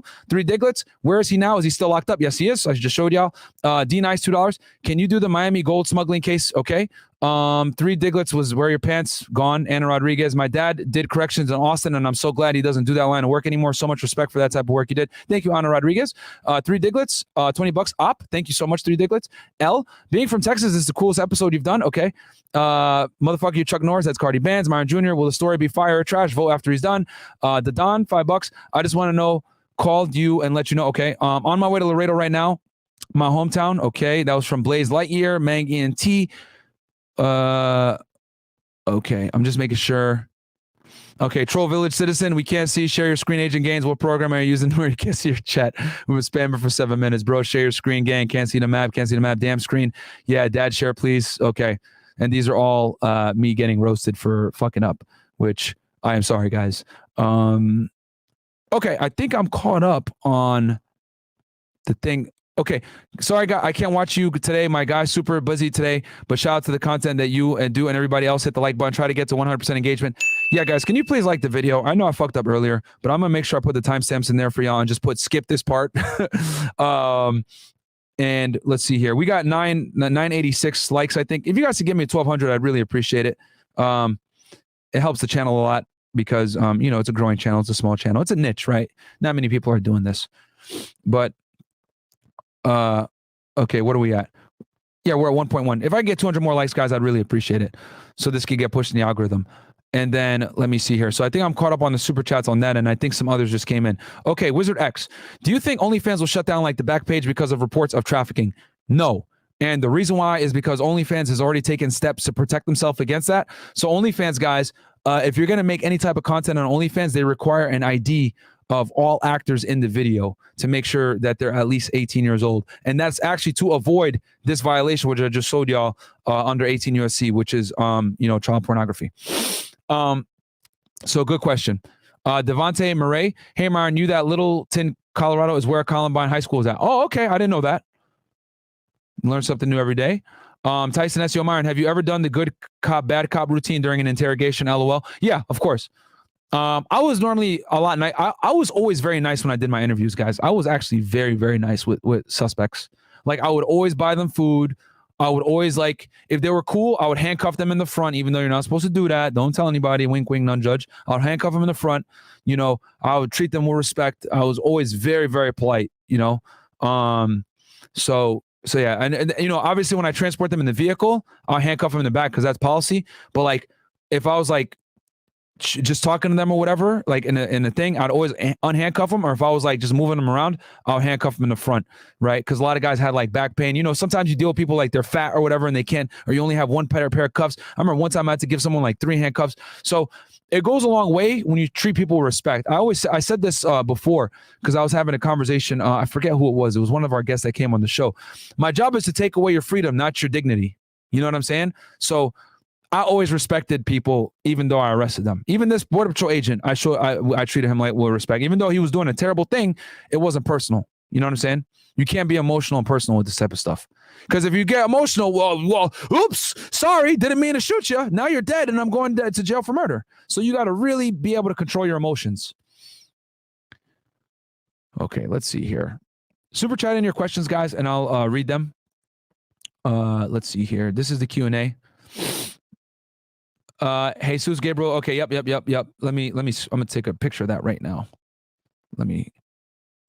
Because when I was working in the Miami office, I remember they were doing a gold case. That might be the case that I was like that I heard about when I was there. And if it's like done and they prosecuted, then I could talk about it. But obviously I can't mention anything that's like still going. Gracie Habib. Love this case breakdown. Some really sick people out here.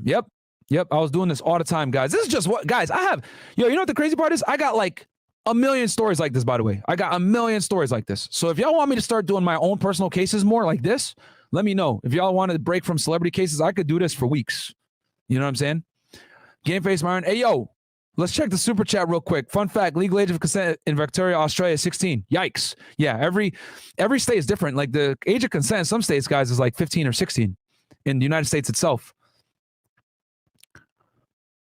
Let's see here. Oh, shouts to Shiso ICTV. So, okay. I think I'm caught up here, guys. Do you think 11 years was too little time, Myron? He got off lucky. I ain't gonna lie. I think a big reason why he got off is because I think I went to one of the court proceedings. He was saying that he had like mental issues. He wasn't stable. He had went through some trauma. So that let him get a little bit of time. And obviously he's a Fed, so he had no criminal history. So they gave him the lowest variance, right, on the sentencing guidelines. So yeah. So guys, honest opinion. Besides the fuck up, which I take 100% accountability for, how was today's show with my personal history of a thing? Obviously, I'm able to do it shorter because I'm able to recall all the facts. Give me a 1 in the chat if you guys liked it. Give me a 2 in the chat if you didn't like it. And I trust me, I'm not gonna. My feelings are aside. You know, I look at all the comments, even the hate comments. I get it because I want to make this shit better. And I'm gonna make sure from this point forward, I'm always gonna have an assistant. All right. So give me a 1 in the chat if y'all liked it. Give me a 2 in the chat if you guys didn't like it and you guys don't want me to break down cases like this anymore. And I'll totally accept it. Okay, you guys enjoyed it. Awesome. Yeah, I'm able to give a little bit more insight when it's my own case. You know what I'm saying? Or something that I was actively involved in. I can like go into like weeds and tell y'all like directly where the fuck I was sitting, what I was doing. You know, that whole situation, bro. Like I remember like it was yesterday when I got out that car, man. I'll never forget. I grabbed that gun and I pointed it at him and I was just like, yo, hands up, federal agents. And then he went and did this shit. And I remember just fucking getting scared as fuck because I was like, am I really about to get in a shooting right now? And the other thing too is because I saw other agents closing in on him too. So I was like, if I shoot him, I better not miss because I can't hit somebody else. You know what I'm saying? So luckily my supervisor grabbed him and we were able to make it safe. But yeah. Let's see. Ones. Okay, 1, 2. Okay, mostly ones. And I apologize, guys, again for that error before. I'm gonna make sure that the person that does the timestamps do not watch this portion of the show. Skip, so y'all can have that. And yeah, I'll do it. Maybe next week I'll give y'all another case that I did personally. Okay. If y'all want. I'll break down the case that made me the most stressed in my life. If you guys want that, give me some flame emojis right fucking now. And I'll do it for y'all. I'll do it next week for y'all. Oh, Tory Lanez. Quick little update on Tory. Well, let me see what the chat says right real quick, and then I'll give y'all an update on Tory Lanez. If you guys want me to give you the most fucking stressful case, bro, that I ever dealt with, like it was my first stressful case that I got as an agent that like literally made me pull hairs because that one is deep. That one is going to be like a 1.5, 2 hour breakdown. And yeah, that one, bro, I almost got into a fist fight with an agent over this case, bro. It was that bad. It was that fucking bad. I almost got in a fist fight with an agent from San Antonio. It was not, and I probably shouldn't be admitting that on air, but that's how passionate I am about the job, bro. Like I really like cared. Like all I did was wake up, go work, do cases, go to the gym, come home, play video games, go to sleep, do that over and over. I did that for 4 years, guys. I did that through from 24 to like 28, 29. I did that. That's all I did, you know? CJ Cummings, more personal cases. I got y'all. Okay, I see a bunch of flame emojis. Okay. San Antonio agents are cray-cray. No, it's not that San Antonio agents are cray-cray, guys. It's because, remember, there's different field offices. I was assigned to the Laredo field office, and this agent that I work with was assigned to San Antonio. But the problem is that I arrested one of the guys in Laredo, but the organization was based out of San Antonio. So we got into issues over, even though it was my case, the guy that was supposed to help me on the case in San Antonio, I'm just going to call a spade a spade. He was lazy. He didn't want to work. So when I needed surveillance done and shit like that, he wouldn't do it.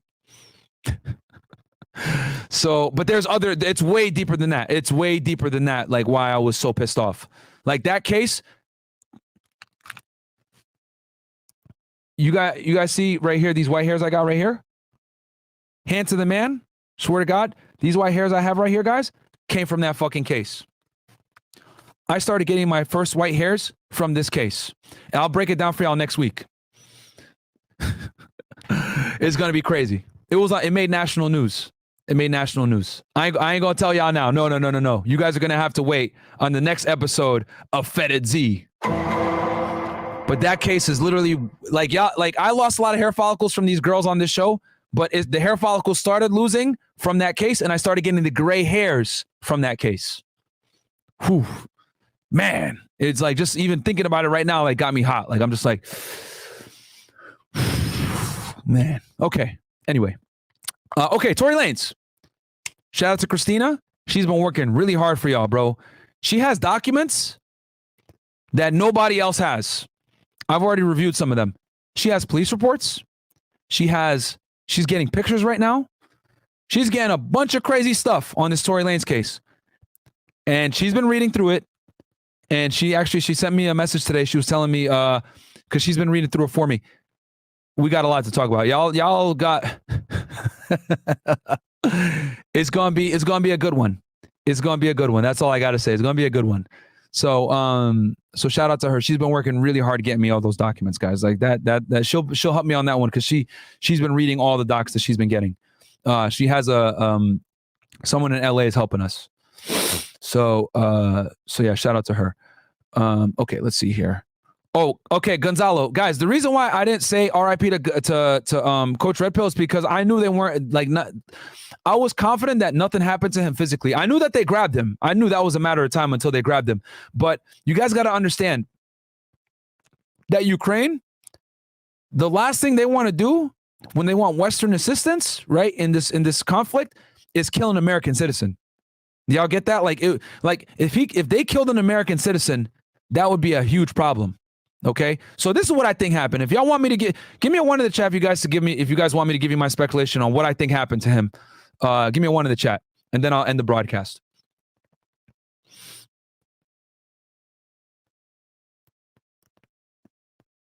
And shout out to Gonzalo Lira. I'm really happy that he's okay. Don't forget the 3NG boys from New Orleans, that Magnolia Shorty. Okay, let me take a picture of that too, so I can make a note of that one. Okay, I'll make a note of that. Let me make sure I didn't miss any super chats. Okay. Okay, ones. All right, this is what I think happened. All right. So as you guys know, right, for those of you that don't know, quick little summary, okay? Gonzalo was basically saying that, he was giving another perspective that the mainstream media wasn't necessarily giving you on the Russian and Ukrainian conflict, okay? He was given more of a side that shows Ukraine as propagators of propaganda, okay? Basically like pushing out propaganda to make Russia look bad. They're accusing them of, accusing them of war crimes, whatever. He was basically saying that the Russians are playing dirty and so are the Ukrainians. He was basically letting both parties know that Ukraine had some stuff going on that their hands weren't clean either, right? And while he was doing this, he was in Kharkov, all right? And Kharkov is a major city in Ukraine. It's like, if I'm not mistaken, when I last spoke with him, it was like the equivalent to maybe like Chicago or whatever. And we did a broadcast with him, by the way, on our main YouTube channel, Fresh and Fit. Type in Coach Redpill and Russia, and it'll come right up. And we did a collab with him, and he broke down like all the crazy stuff that was actually going on at the time with the war. And matter of fact, you can actually hear the sirens going off because like I think like something had just like gotten attacked. But anyway, long story short, what I think happened was SBU saw the broadcasts because it hit international news. He was getting hundreds of thousands of views, right? They found out where he was, okay? They went and grabbed him. They probably interrogated him and debriefed him for a period of time. Wanted to make sure he wasn't a spy for Russia, okay? And then after they debriefed him and figured out what his actual citizenship was, and I think he's Chilean and a U.S. citizen both. I think he holds dual citizenship.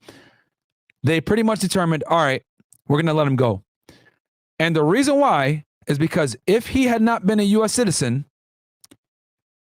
in my personal opinion, they would have either tortured him longer or killed him.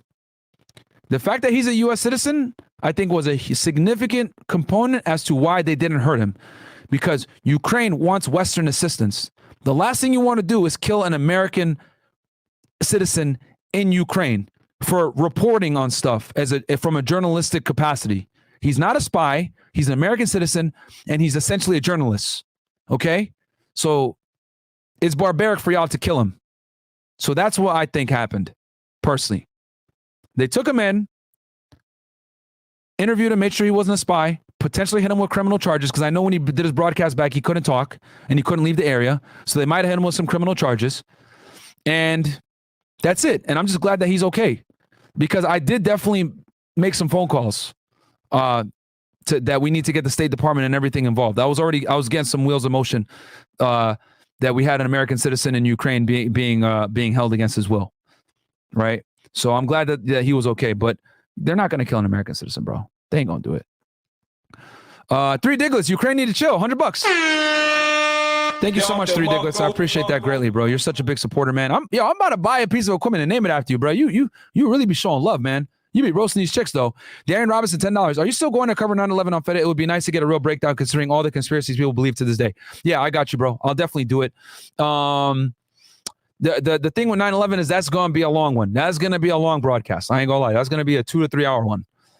Brennan Shearer, $5. The baby 2018 self-defense footage was just released. Really? No, okay. I'll go take a look at it. Do you ever work in El Paso, Texas, or near? No, but I had a lot of friends that worked in El Paso that got assigned to the El Paso field office. Guys, El Paso is far as hell from Laredo. It's 8 hours away. Just so y'all know. Let me show y'all. You guys think I'm over? Like Texas is big, guys. Like I don't think people understand how big Texas is. So look. All right, Google El Paso to Laredo. Look at that. Yo, you know it's bad when they put flights up. Yeah, 9 hours, 22 minutes, 604 miles. Yo, Texas is big, bro. Texas is huge. But El Paso definitely is a big office too. So okay. So anyway, guys, hope you guys enjoyed that episode, man. Please like the video, man. I sincerely apologize for going for like 5 minutes on a rant without showing y'all the screen. I am very... You stupid. I give myself a stupid blunt for that one. Stupid. And I'll make sure that I have assistance with me next time. It's so many things moving on when you do the broadcast by yourself. It's crazy. What made you stop doing criminal cases to get into YouTube? Well, guys, I was doing the YouTube stuff while I was an agent at the same time, and they basically brought me in. They didn't like my YouTube channel, and they were like, "Yo, yeah, bro, you got to stop this shit." And I had to pick and choose. So I had to stick with the YouTube because at that point I had people that relied on me, so I couldn't just walk away. So that's why we had just got the studio. We had just built up Fresh and Fit. We had just done a couple of episodes. We had some pretty good traction. We had employees that were moving here to Miami to start helping us. Our YouTube guy was in the process of moving from Chicago to Miami. So like for me to just say, okay, sorry guys, I'm going to quit. Sorry, I ain't gonna do the podcast anymore. Got to keep my job. Like that would have been fucked up. So I took a huge risk, man. I ain't gonna lie. It was scary. So I resigned, but I left on really good terms. I left on really, really good terms. Shout out to the Miami field office. Like they're very professional. They understood. And, I was able to resign and I left amicably, very amicably. And I did a lot of good work for the agency. So they, I left with my head held high. Definitely left with my head held high. Like, I know like some of my haters went around trying to say like, oh, you got fired or you got forced to resign or some shit like that. Like, fuck out of here, bro. Like, I didn't get forced anything. I left because they told me I could no longer do YouTube and run my fitness business. So I had people that depended on me, so I had to leave. I didn't have a choice, so I resigned. That's why. You know what I'm saying? Like, I was not in any type of trouble or anything like that. Like, yes, they were looking at my YouTube stuff to make sure I wasn't like that I wasn't being too crazy or whatever. But I definitely didn't get fired, bro. The fuck? Like, no, absolutely not. I was one of the best agents in the office, and I'm not even saying that to be cocky. Like, that's facts. That's 1,000% facts. Okay, I had the most reports written in the field. I had, I think I was like in the top 5 for arrests, and I definitely had some of the. I had like either second or third most reports written in the AOR. And just so y'all know, that's how you tell if an agent's working. If you write a lot of reports, that means you're obviously investigating because you have to do shit to write reports. So I was writing reports like every day. I was uploading a report, which is unheard of, unheard of. I was uploading, not every day, I'm exaggerating, but I was uploading like at least 2 to 3 ROIs a week, which is fucking crazy. And some of those reports are ROIs, report investigation. And ROIs, some of them were long. I remember I wrote one ROI, it was like 50 pages. It was like the case opening where I like outlined and identified all the people, you know what I'm saying? Like, yeah, man. Like I was out there, bro. I was going hard as hell. I was doing like, if you ask like a regular like special agent, hey bro, what's an OCDETF case? They won't be able to tell you what an OCDETF case is. Like OCDETF case is like it's a prestigious thing to have one of those cases under your belt. I did that with less than 10 years on the job. I did Title IIIs. I did all that stuff. So when people say, oh, you got fired or some other bullshit, I'm like, yo, you mustn't, like, no, bro, no, no, not at all. Like, there's not many things I'm like arrogant and cocky about. This is one of them, because I like, this is my bread and butter. This is what I used to do. I literally, yeah, hundreds of arrests, hundreds of affidavits I've written, hundreds of search warrants. Like, I used to go hard as hell. Myron, the story guilty after reading the documents. You will see on the next episode of Fed Z, guys. So I was really outside, bro. I was really outside. Like, when it came to this agent stuff. Why do you guys think I'm able to give y'all such detailed breakdowns on cases that I didn't even investigate? Think about that for a second. How am I able to like sometimes I'll be reading a document with you guys. I'm able to predict what they did, and then we read a paragraph later, and it's true. Like, the only reason I'm able to do that is because I did these cases. I was in those shoes. You know, if you work for FBI, DEA, whatever, we all use the same investigative techniques. It don't matter what agency you work for. Like, we all do the same exact techniques. We might have different authorities and stuff, but we all do the same general stuff.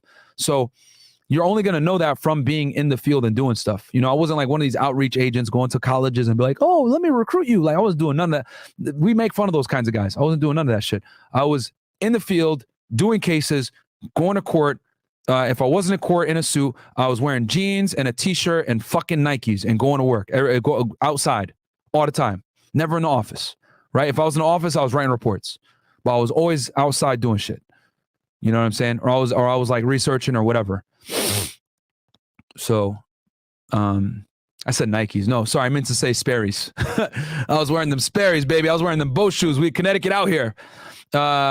Eugene Ignorian, $5. I know people are asking you questions about the world, but how are you doing, bro? I'm good, man. Just long day, really tired, bro. I only slept a few hours. I'm probably gonna go to sleep after this. Barely slept. So, but all right, guys, we just passed the 2 hour mark. I love you guys. I'm so sorry about earlier. Like I said before, it won't happen again. I'll have an assistant. Y'all are the best. Like the video. I'm really glad you guys enjoy these personal case breakdowns. I'll do more of them. If I don't have Tory Lanez ready by next week, I will do the case that gave me my first white hairs. Okay. And I'll catch you guys next Sunday, same place, same time. And tomorrow we got Brandon Carter coming in for Money Monday. So make sure y'all tune into that. And then we're going to do the Zoom call, guys. I'm thinking Wednesday night, because I want to do it like on a weekday right after a show for y'all, so you guys can kind of get the sauce. But other than that, guys, love you guys. Thank you so much. And I'll catch you guys next week. And yeah, tomorrow, 6 p.m. Brandon Carter, 8 p.m. after hours, as always. Love you guys. Thank you so much. Peace. NCIS. Okay. Listen. All right. Let's break this down too. Okay. So NCIS.